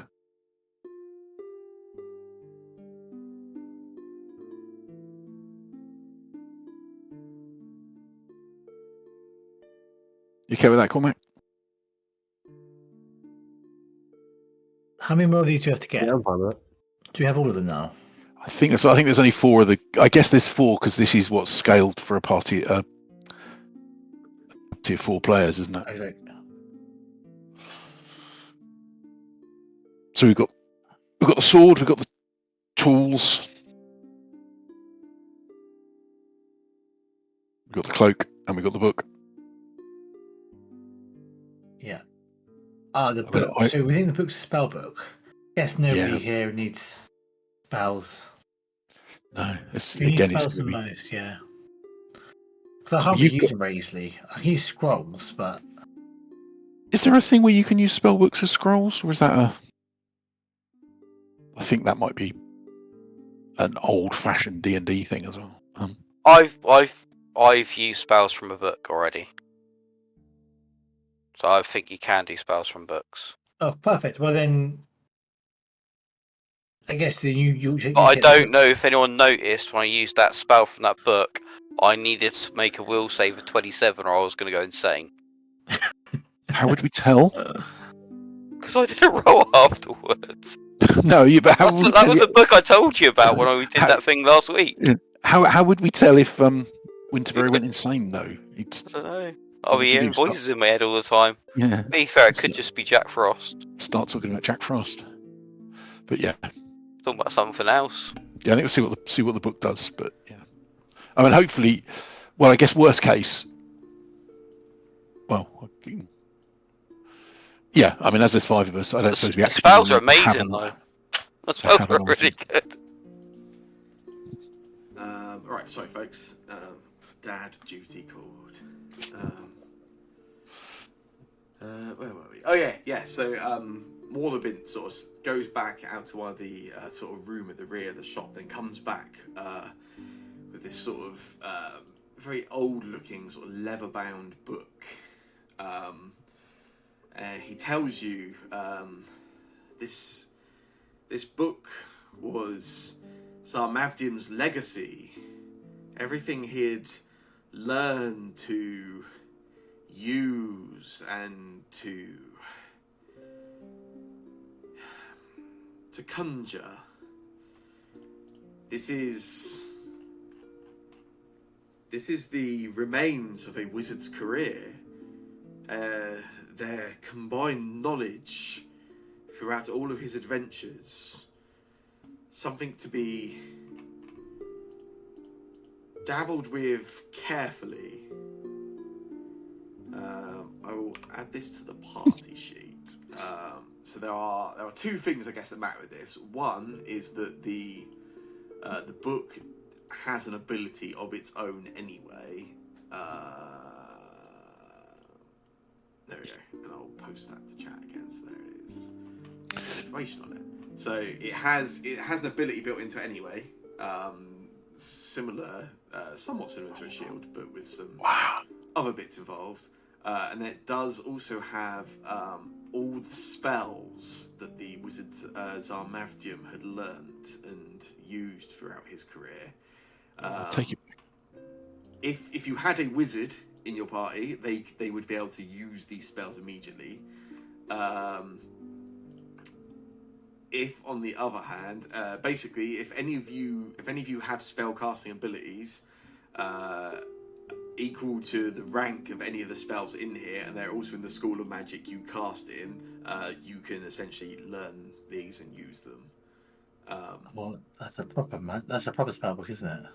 It's actually quite a good spell, but while you were away, I'd predicted that it'd have like at most 1 4th rank spell in it. Oh, well, screw you, Phil. Yeah. There's way more than that. What kind of spell casting ability did you need? If the spell is one that's also basically. in your.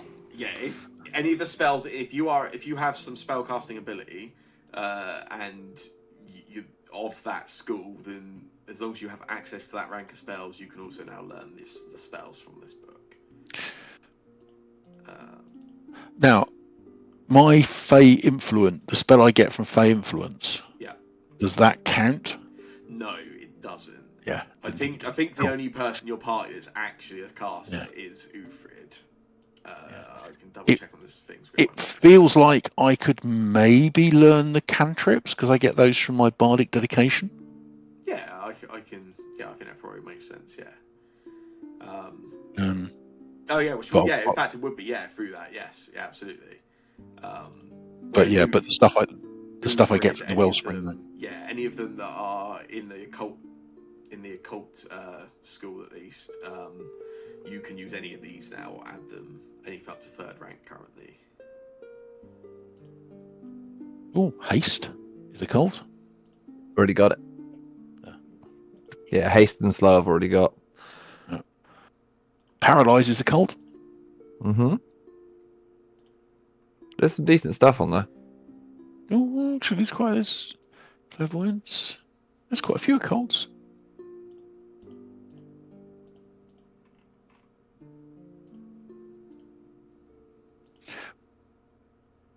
But what about that? Does this sound like a thing that you should have then?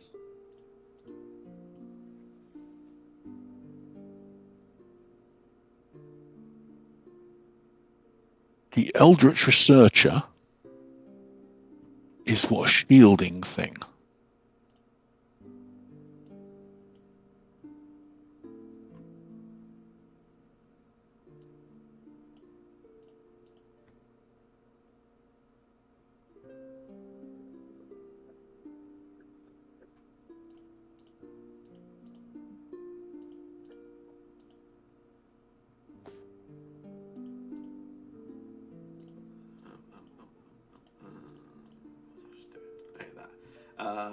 Yeah, at this point, Mayor Osif, he speaks to your party and he says, you now have relics and tools of each of the members of the Rose Guard. If there is anything else the town can do to support you or aid you, you need but say.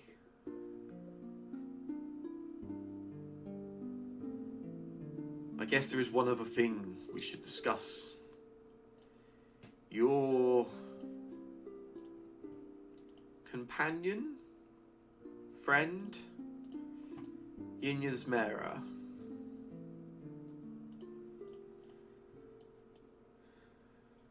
She obviously got tied up in this situation with Carmen. For some reason, she decided to take the blame for the members of your group that were involved, it seems. Strange. I don't normally associate her as a person of honour. She did what she thought was best for the town. It looks like she judged well. I will see that she is released immediately. Compensated? She'll be compensated for her service to the town.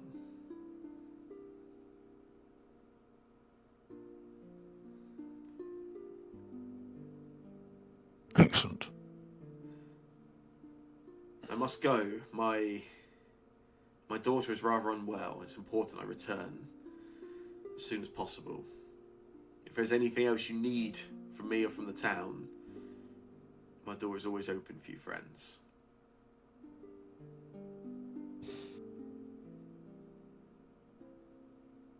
At which point Osif nods and he turns to Morlabin and thanks him for his help, and then leaves.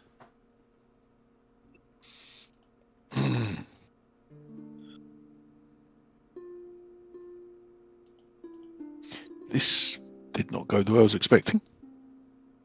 I guess we go and test the barrier out.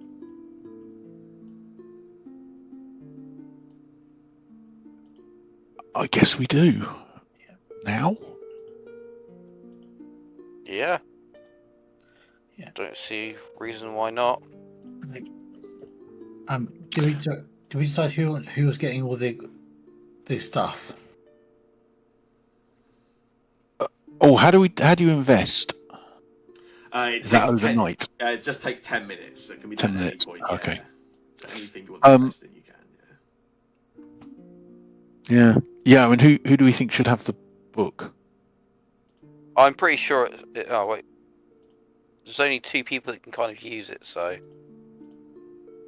it's pointless any people that don't use it having it. I agree with that.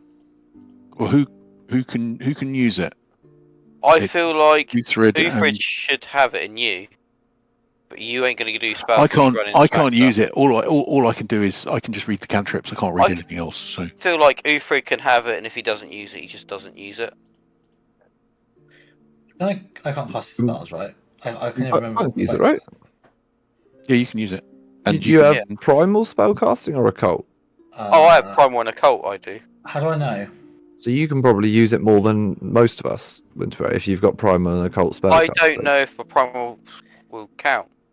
I can just make level from- 1 plants and fungi. Winterberry is not actually a spellcaster. Winterberry has Right. access to some spells from places, but isn't actually a spellcaster. I see. Is that the same for me as well? Yeah, I believe so. From memory, it was double. Yeah, so yeah, you've got access to some limited magic through your ancestry. But yeah, you're not actually a spellcaster. That's so annoying because Why I do you have have occult spellcasting? spells, and also You I are- love the occult. And this book's all about the occult. yeah, yeah, you are I the know only about occult as caster, well. Uthrid.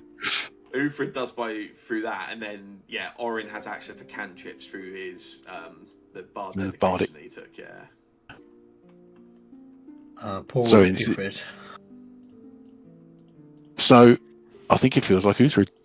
Yeah, Uthrid might be able to be useful soon.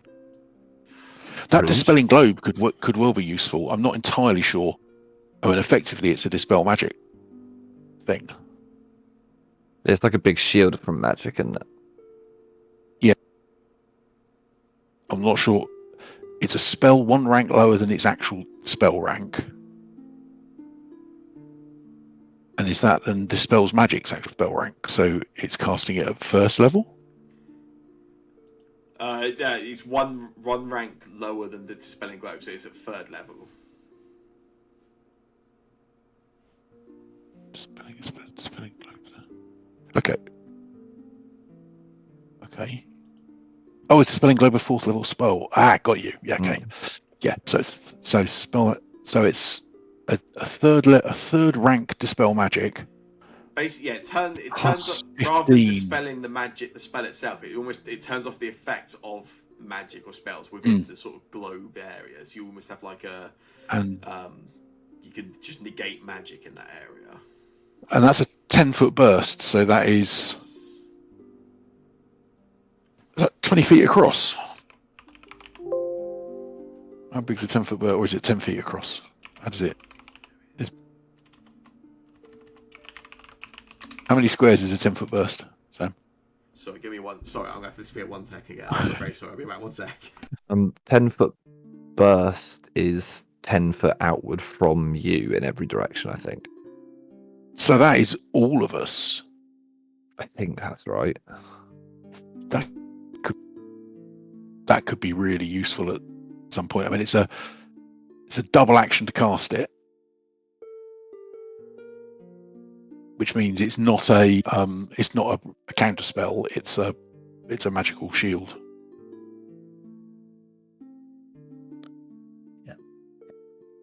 Sorry, Uthrid. This doesn't mean from now on I'm going to be talking to you about various occult topics. Now that you're an occult fan. What?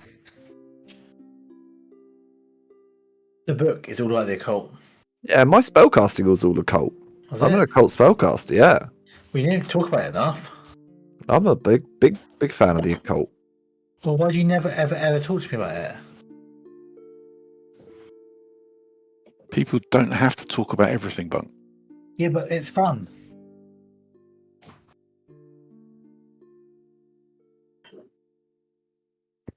Character, at least I didn't tell Bunk about my book.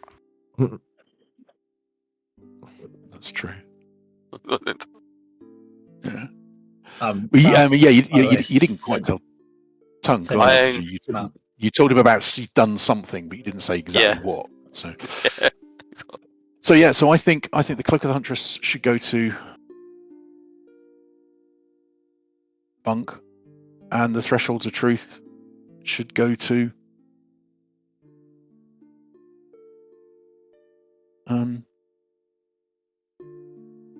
Uthrid, but the Bard one.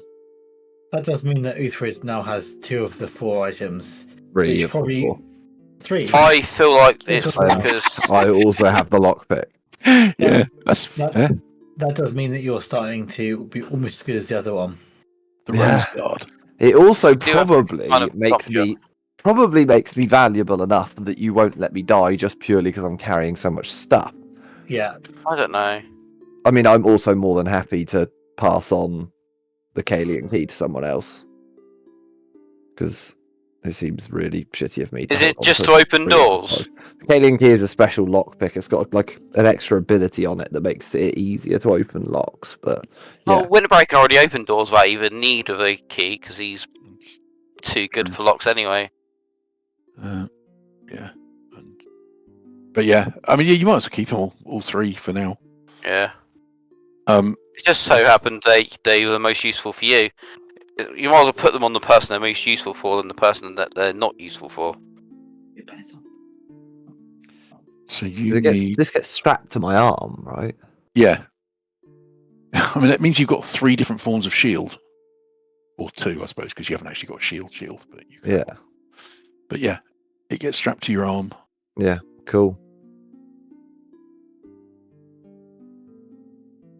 That's cool. By the end of the cane, you might be able to go 1-on-1 against the Bruifrid. Yeah. Eldritch Researcher archetype. So does that mean when it says it provides access to, does that mean you've got it, or it's just something you could now pick? I think it makes it an option that I can pick. Okay. I think this is also completely custom for only this book. It's the only way of getting it, I think, the way it's written. But maybe I'm misreading too much into it. So feat for. Oh yeah, you really. Maybe you want to. If casting was a thing, maybe you want to dip into wizard punk. Yeah. Because this is so up your street. The whole. It is. That's what I'm saying. Like, it's basically perfect for me. But it's okay. I can't use it. Like, I wish I could. I'm annoyed I can't use it more than anything else. Right, I'm back. Oh. Back for good. In the words of It's- Gary I think maybe actually, Hi, back. if this can actually be picked the next time we get to pick an archetype, which I assume happens at some point, I think maybe you could pick it at that point. Maybe, yeah, because actually, Because it says you gain the ability to cast a single arcane cantrip. If you weren't already, you become trained in traditions, spell DCs, and spell attack rolls. Oh, maybe I can take it then. Well, when do we next get a chance to take an archetype? That's the question. level 6, I believe. Okay. Oh, that's handy. There you go. So at level 6, it's all yours. Yeah. Yeah, you guys all have an archetype from the free archetype thing we've got. You have to have taken at least 2 things from an archetype you've already got before you can get a new one, but you already have. So next time you get access to archetype, yes, you could certainly train into that archetype now, yeah. Fantastic. I will borrow the book once you finish reading it. Yeah. When Uthrid hands it over, you find that some of the spells have just been ripped out. So, yep, I'll have those. There you go. Excellent. Yeah, so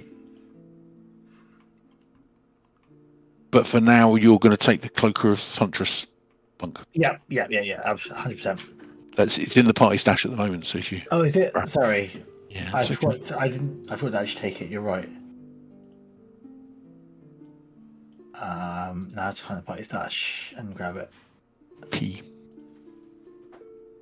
Oh, yeah, fine. Okay, there's me clicking through like lots of different UI things. Stash. Cloak of the Huntress. Cool. Excellent. Well, do you still have a striking rune and a weapon potency rune just chilling? Definitely a weapon potency rune. And a striking rune, as well, yeah. Yeah. But I think are we all striking up now? Yeah, I think we are, yeah. I certainly have a striking +1 striking weapon. Well, at least my short bow is. And I yeah, I think we've all got one apart from maybe Uthrid. Striking I think weapon. Uthrid's got that sword now. He's got a double the one. Rose of sword. Argentis is Oh yeah. a striking. Okay, so sword. yeah, we've all Yeah. got Weapons, excellent. Nice. Um, Yeah, how are we doing for healing potions? We want to go and see Rin, Okay. or at Yep. least I definitely want to go and see Rin. Potions. I'm actually out of potions. I could do with some potions. I've only got 25 gold left. How much? I can't remember how much potions were, but In the party stash, we've got 123. Okay. So, so we're going to see Rin. Not Uthrid. I'm not Uthrid. Orin wants to tell Rin about what we've discovered, what we've been told, etc., and about the says that Easterbrook is in danger, and wants Rin to send word to Easterbrook, specifically the Dawnblades, but she feels.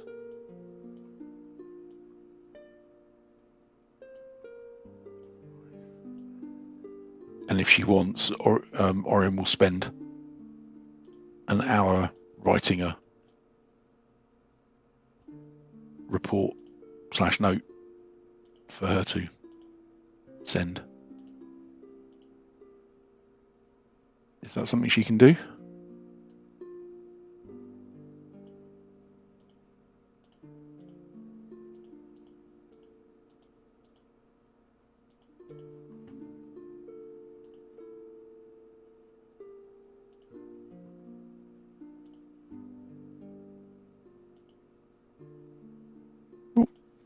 Hello.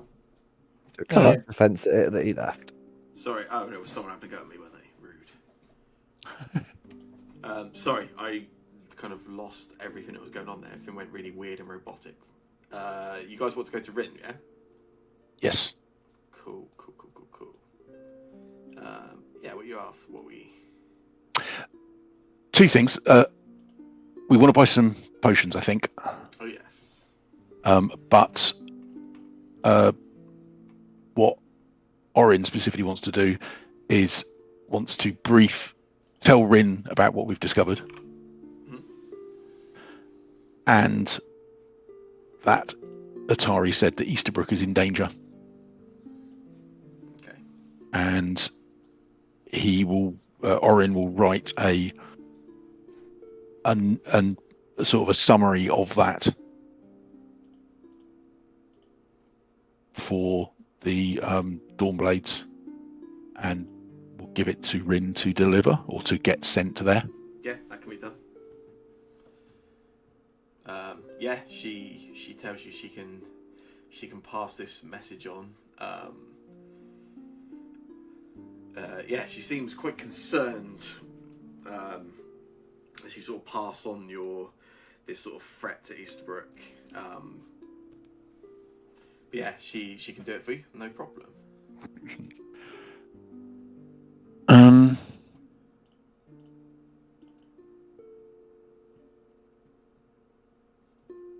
Looking at her shop, am I right in saying she has a potion? Sorry, you cut out again there. Oh, looking at the shop, Yeah, she appears to have one minor healing potion. she does, but she can probably restock a little. It's been a couple of days, hasn't it? I was wondering, chaps. Obviously the minor, are cheaper than the others, but I'm wondering if minor is all we need, because most of the time we use the potion to bring someone up from. I have 6 on the fly, so if someone gets me up straight away, I have 6 that I normally have on my body at all times. Yeah. So I think we need a couple, but yeah, I agree, brother. Because healing, if we're conscious, healing is something we can do. Yeah. It's just if we're not conscious. So you guys are very good at healing. Yeah, no, I've learned a new trick as well, so to do that. Yeah. In which case, I would like to buy.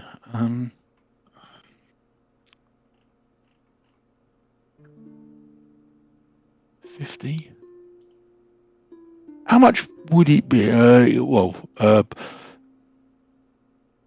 50, 75 plus some silver pieces. We could buy 3 minor and 5 lesser healing potions for somewhere in the region of 80 gold pieces. I'm looking at there and wondering if holy water is a better option. Does holy water heal? No, but it does damage against evil spirits. I don't think damage is a problem. I mean, I don't know. I will not have a single healing potion. It's pointless me getting healing potions. Yeah, I that's make what 6 every 10 minutes. It's for people like me who can't heal any other way. Yeah. If someone else gets knocked over and I'm the nearest person, it makes a lot of sense to me Yeah. just to chuck a healing potion down their throat as an action or two. Yeah. I whatever it feel is. like, yeah, I would say, like, Bunk and Kays and Ufrid. No, I think Ufrid can heal as well, right? a little bit, if you can do. But Yeah, I've got again, healing. I've got a lot of healing, thank you. Yeah, I think we've got, like, a lot of healing.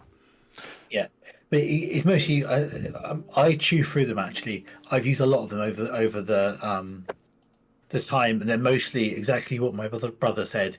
It's for getting people up from unconsciousness, not for anything else. So I think the cheaper is fine. Cheapest is fine. How many would I like? I would quite like 4 just myself. In an ideal world, obviously you only have 8 available in minor and lesser, and really only really want minors. So I don't know how many Case has. I don't think Case has got any. You got any healing potions, Case? Unless I got one, like, given one, then no. I don't think so. Last time you were around, I wasn't using your cash. You don't remember I think- any. Yeah, I don't have any. I would go with if anyone has a reason to spend money on anything else, then speak up. Otherwise, let's just blow whatever it works out at to buy those 3 minor and 5 lesser. One thing you could consider with money, like level 5's at the point where, like, in general, like, they tend to start recommending buying the armor potency runes. That I think there's like 1 or 2 in your party. I mean, I think you've got a couple, but they are an option. Obviously, I mean, there's tons of things you can spend money on, but yeah, like on the curve of like the maths, level 5 is the point where they start to say like those become like a consideration. I have one already. As I think, do I? I know Winterbraid just picked one up, didn't he, to this session? I'm sure. I think you have picked up in previous sessions in the party. Yeah, I've got one. I've got +1. Yeah, I've got +1 chain shirt, so I'm assuming I've that's got I've got +1. Maybe there's more than maybe there's more around than I thought. Yeah.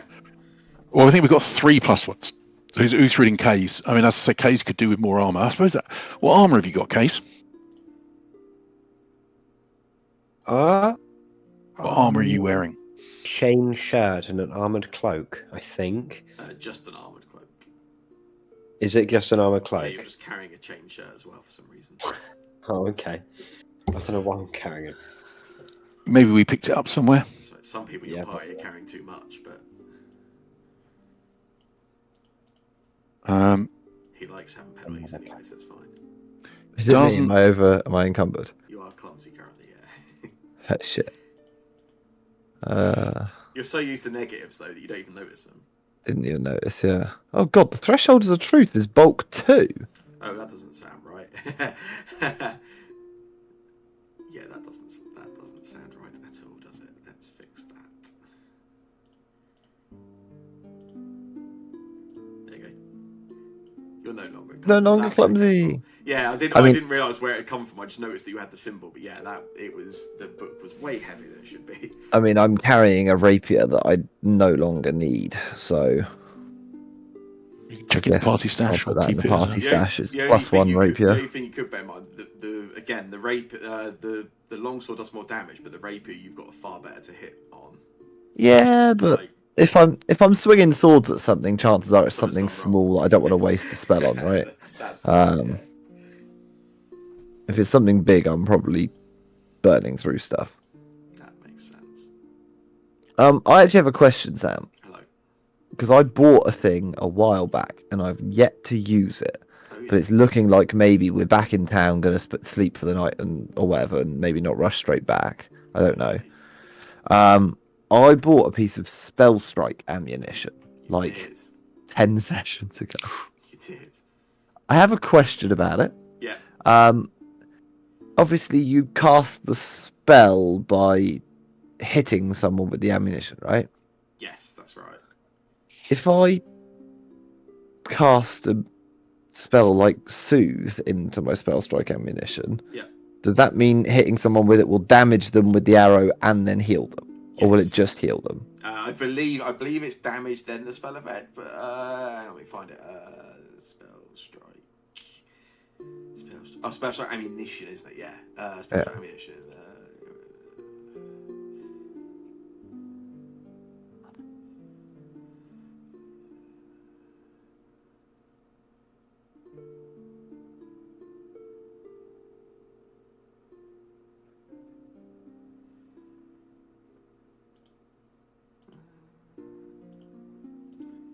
There's no damage. It just does the spell.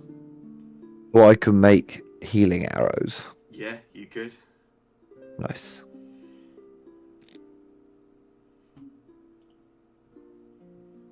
Yeah, so yeah, it does no damage. Instead, it does whatever the spell's effect is, but the spell has to be something that can target somebody. Yeah. Cool. Nice. Yeah, +1 rune is about 160 gold for armor. Yeah, 160. Yeah.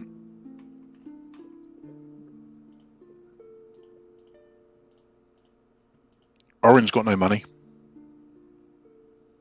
The party staff has got 130. Has anyone got loads of money? Has anyone got 160 coins that they want to get rid of? No, I've got 25. I'm happy to buy 3 minor potions for myself out of my own personal stash. There's also probably some stuff we can sell in the You have in a the lot party of stash. Maybe sellable things. Yeah. we've got a valuable bottle for 60 gold pieces. We've got 3 of them actually. Is that 3? Yeah. Got a load of wine somewhere. That's the valuable bottles. It's the wine Winterberry found. Is it wine? Is it?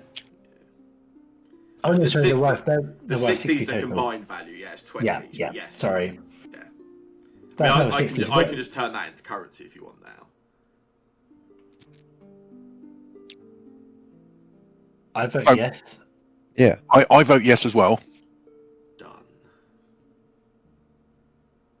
So I would suggest that we should buy +1 rune for K's, his armor, and then some healing potions. Uhtred hasn't. Tunk has no interest in any of the cash that we've got. You really just want to be me, don't you? Keep trying to call yourself Uthred. I mean, I don't know. It's because we're the same height. Cool. Okay. Is there anything else we can sell just while we're here? Obviously, there's a +1 rapier, a +1 shears. Do you want to keep the shears, maybe? Well, Yeah, I think Winterberry will take his shears back once we finish this. Yeah, that's fair.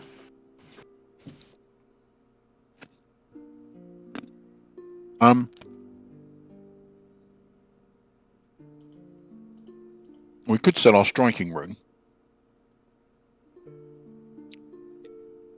but that feels.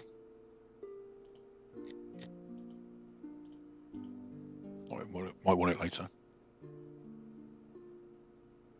Yeah, the striking rune is so powerful that I feel like. But then again, if we're going to pick up a new item, maybe the new item is going to always be a striking. The only thing that's going to replace any of our items is something which is better than what we've already got. If everyone's got striking and weapons as it is, then. Do you know what I mean? That doesn't make any sense. That's true. Yeah, that's true. We're not intending to use a striking rune. Well, if we were to sell the striking rune, I think that would give us enough to buy the stuff. Even if we sell it for half price.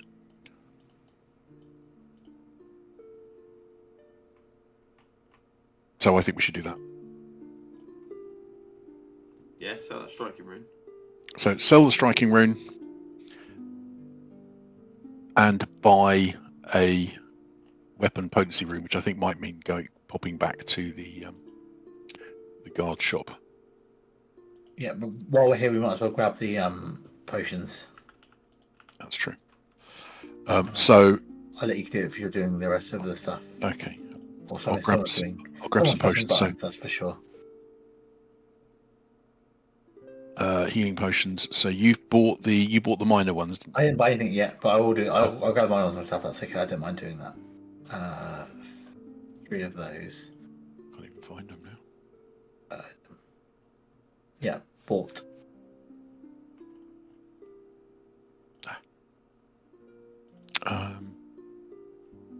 Oh, well, I get a warning.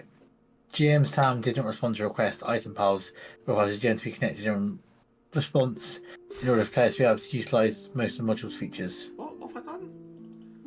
I don't know. Didn't I just you're maybe disconnected, or no, you're not. It seems to have worked. I've bought them, so I don't know what the warning was about. I'm not sure.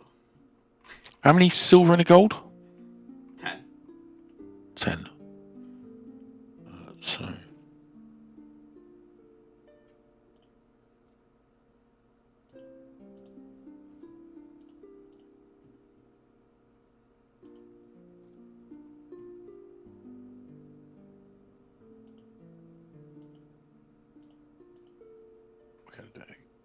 How can I transfer stuff from the coins into my own? Oh, I could just delete it. Okay. Yeah. I can. You can split them to everyone, or you just have to remove something. That's up to you. Yeah. Okay. So we currently have got 215 gold pieces in the party stash. No, that's gone the wrong way. Is there any way I can make that down easily? The button right at the top. There's some add and remove coins buttons. There we go. Remove coins. Ah, there we go. It actually. Okay. 210.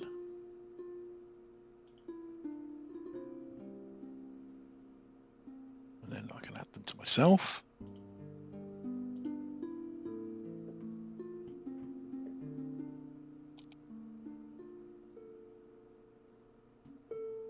And then I can buy.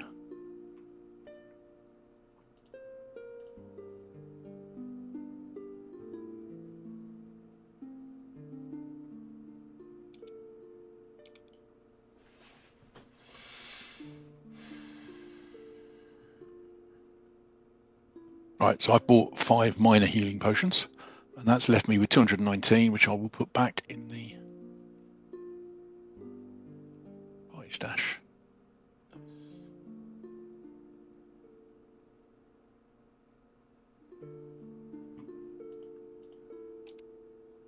Oh yeah, look at the party stats. When you start the combined wealth of your party, you are rich Yeah. now. Compared to when you started. Right.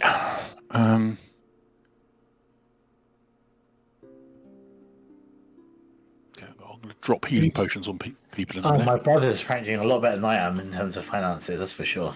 That's because I've got almost until Uthrid became the new Rose Guard all on his own. I've got every every magic item we picked up. And I'm pretty sure we put all our money together and brought his armor. You did indeed. Yeah. You bought me my +1 half plate last time we were in town. Right. So now I go to the other shop. Oh, actually, I should have kept that money. I'm going to take 160 out of the party stash again. There's probably a much quicker way of doing this.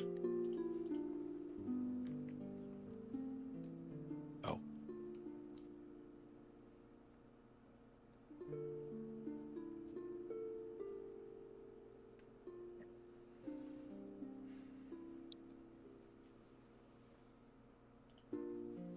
Oh, interesting. Removing coins doesn't seem to work from my inventory. Really? For the third time, I've gone 219 gold, remove coins. Yeah, it doesn't disappear. I thought I'd messed it up the first time. I currently should have 160. Oh, I know why it is. I think. Hang on.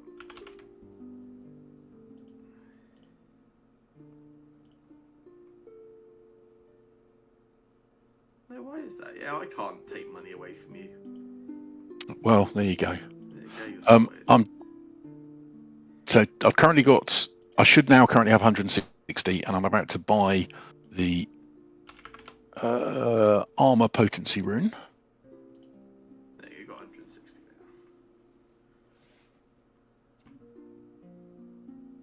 now. I've still got 160. Oh, maybe my screen needs to refresh as well. No, it's the same for me. Oh yeah, no. Oh yeah, yeah. It says 160 for me, but as soon as I close your sheet and open it again, it looks right. Yeah. Now. Yeah, cool. And now I will put that back into the party stash. What do you have to do to put an armor potency rune on? Who's it going on? It's going on K's. So basically, if you can just delete the rune for your inventory, and I can just put it onto his cloak. Okay. I'm going to put it in the party stash, and then we can delete it. Cool. There you go. K's now has a +1 armored cloak. And I have deleted the +1 potency ring from the. Nice. Okay. And it says shopping text. So, all right, and then the healing potions. I'm going to run.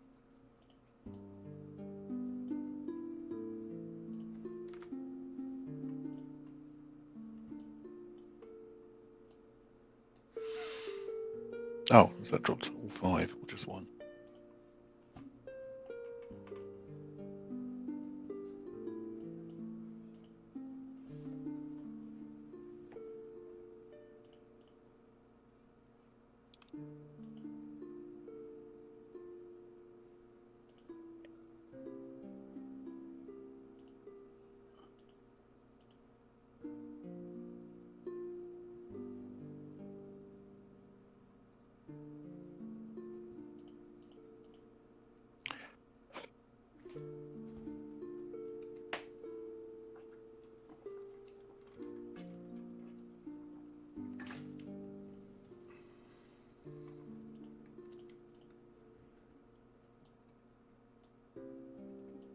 Right, I've given each of us one, assuming you've accepted it, one minor healing lesser healing potion. That's very kind. Yeah, very kind indeed. With the idea that, in theory, any of us that gets knocked down, we've currently all got at least one potion on us that someone could grab, or that we can give to someone else.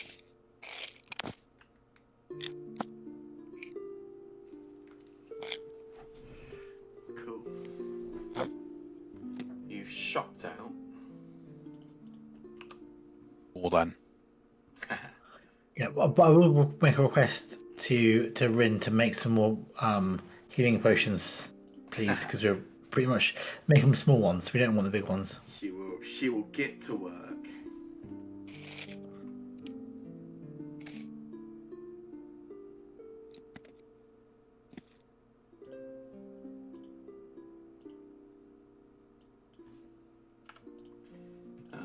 Cool. What did you guys want to do, I guess?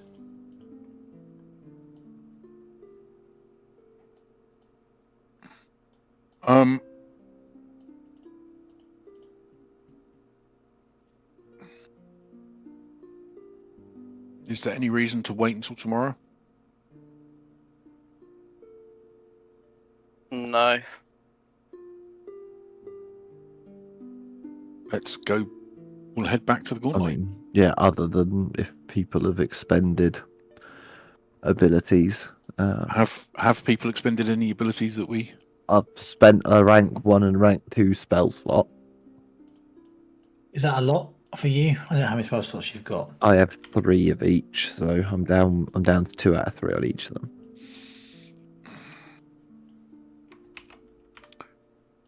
it seems that it would be wise for us to be at full power.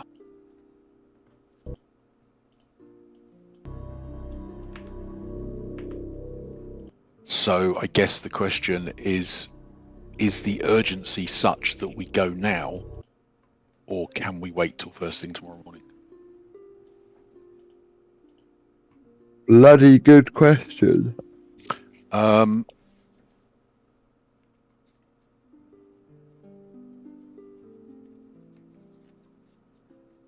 mean, Atari said it was urgent.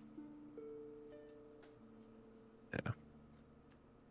But kind of next couple of days urgent, next couple of hours urgent, I would say.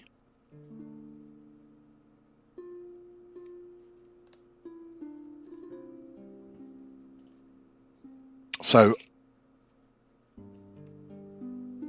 I would vote that we wait and we go tomorrow morning, sunrise. I would agree, but if people want to go now, I'm not going to be upset with that. What does Winterberry and what do you think, brother?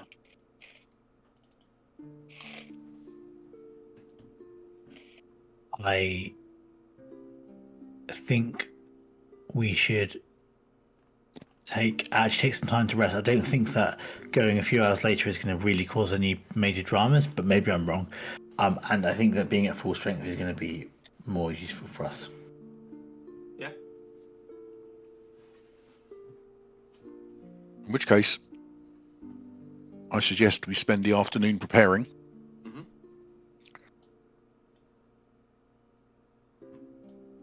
And resting. And if anyone would like to join me in prayers to Lathander, you'd be most welcome. No, brother. I should be doing some reading still. We all pray in our own ways, brother. If I press that, take you through to morning. Yeah, everyone can do rest for the night then. Regain anything they have lost in that time. And yeah, any daily preparation you've got, you can do as well. I think the vitalizing rune is still the correct rune for me. Could argue that Ghost Touch, maybe, but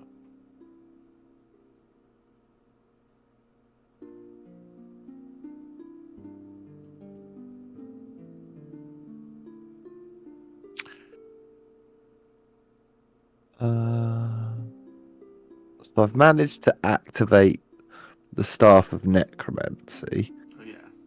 I don't know how to activate to get the spells from the Thresholds of Truth. So essentially they are just learned. So any that you need, any that you want to learn, I can just add to your spell casting. Okay. But I only learn them whilst I have the spell book, is that right? Once you've learned them, you've learned them permanently. Oh, cool. Well, let me go through the list at some point and I will I work can out which just ones I add can learn. everyone that's a cult that you don't know if you want. That would be delightful, thank you. Whatever. Yeah, anyone that wants, has anyone else got anything else they need to do? Winterbeard, you haven't rested for the night yet. You've still got all your items from yesterday. Yeah, I was going to keep it. I don't want to change it because I've not used any of them. Oh, that's fine then. Yeah, just leave it as is. Then that makes sense. Yeah, if you didn't use any, that makes perfect sense.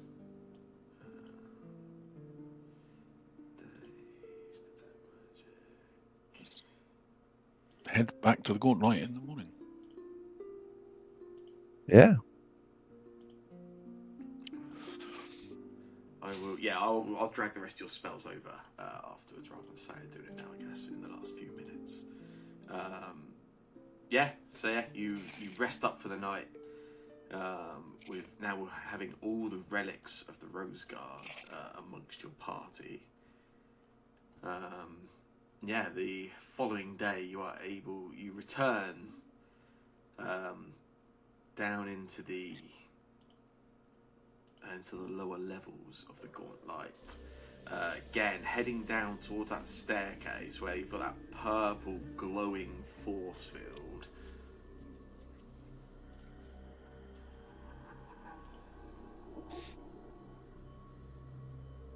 Guess try and walk through together. Yeah.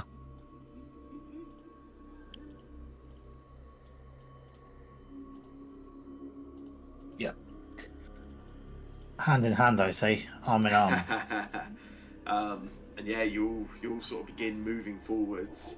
As you reach where the blue purple light is, you start sort of moving forward, and the light, as previously, it's almost like it almost like it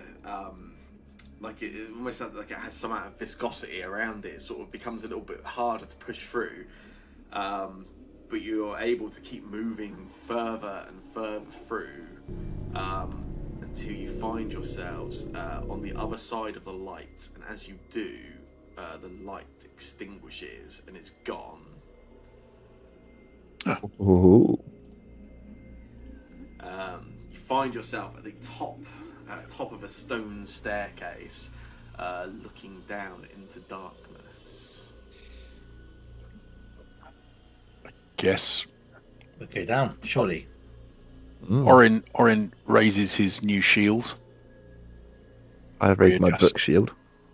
readjusts his sort of grip on the Morning Star, and looks around at the rest of the new Rose Guard. Add to the dramaticness, I draw the Rosa Argentis with a satisfying sting noise and point it forwards. We should have put the cloak on you as well. We should really. I should just be carrying all of them. Let's be honest. We should have put it all on you and then just booted you through the Just kicked through me the light. into the door. So Orin just pauses for a second, as I say, raises his shield and adjusts his grip on the Morning Star and looks around at the rest of the Rose Guard, sort of making eye contact with each of you. Finishing with Bunk. Smiles just a little bit and then steps forward. Nice. Down the stairs. Yeah, as you start heading down this sort of stone staircase, deeper into the gauntlet than you have ever gone before, as you start heading down, the air becomes a little more damp, a little bit more. There's almost sort of that sort of smell of sort of mold in the air. You're getting deeper and deeper down below sort of surface level at this point. Whatever is beyond here was seemingly being purposely guarded from anyone entering. In particular, it seemed that Belcora was keen to keep the Rose Guard, or the new Rose Guard, as you are now, out from intruding further and deeper into her plans. What you find at the bottom of the staircase, we will resolve next week. Ooh.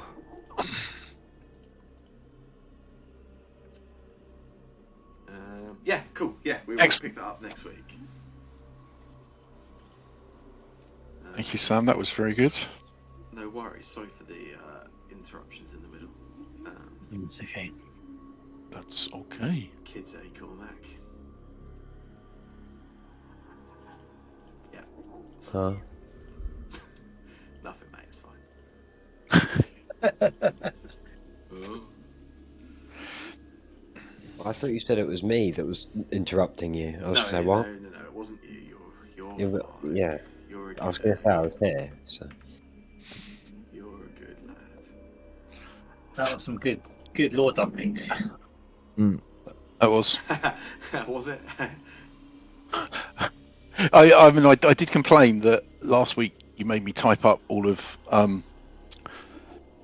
Carmen's story, and then this week told us it's all a lie. Well, yeah, you spend time with foolhardy, stubborn criminals, and you may get lied to. He's not a criminal. Probably. that's up for debate. He's certainly a fool. Yeah, that's true. I think he's basically supposed to be some kind of like stereotype of toxic masculinity who kind of lies about everything. What a bad Right. guy. Great. Cool. Yeah, we'll pick up next week. You you are around next week, aren't you, Cormac? Yeah, I am. You were, It was but now you are, Thursday. Yeah, it's fine. Hurrah! We'd hate to miss you dying, or for you to miss Yeah. you dying. I was just at the start when you reminded us that were there because I had forgotten about them. I was a bit worried. I mean,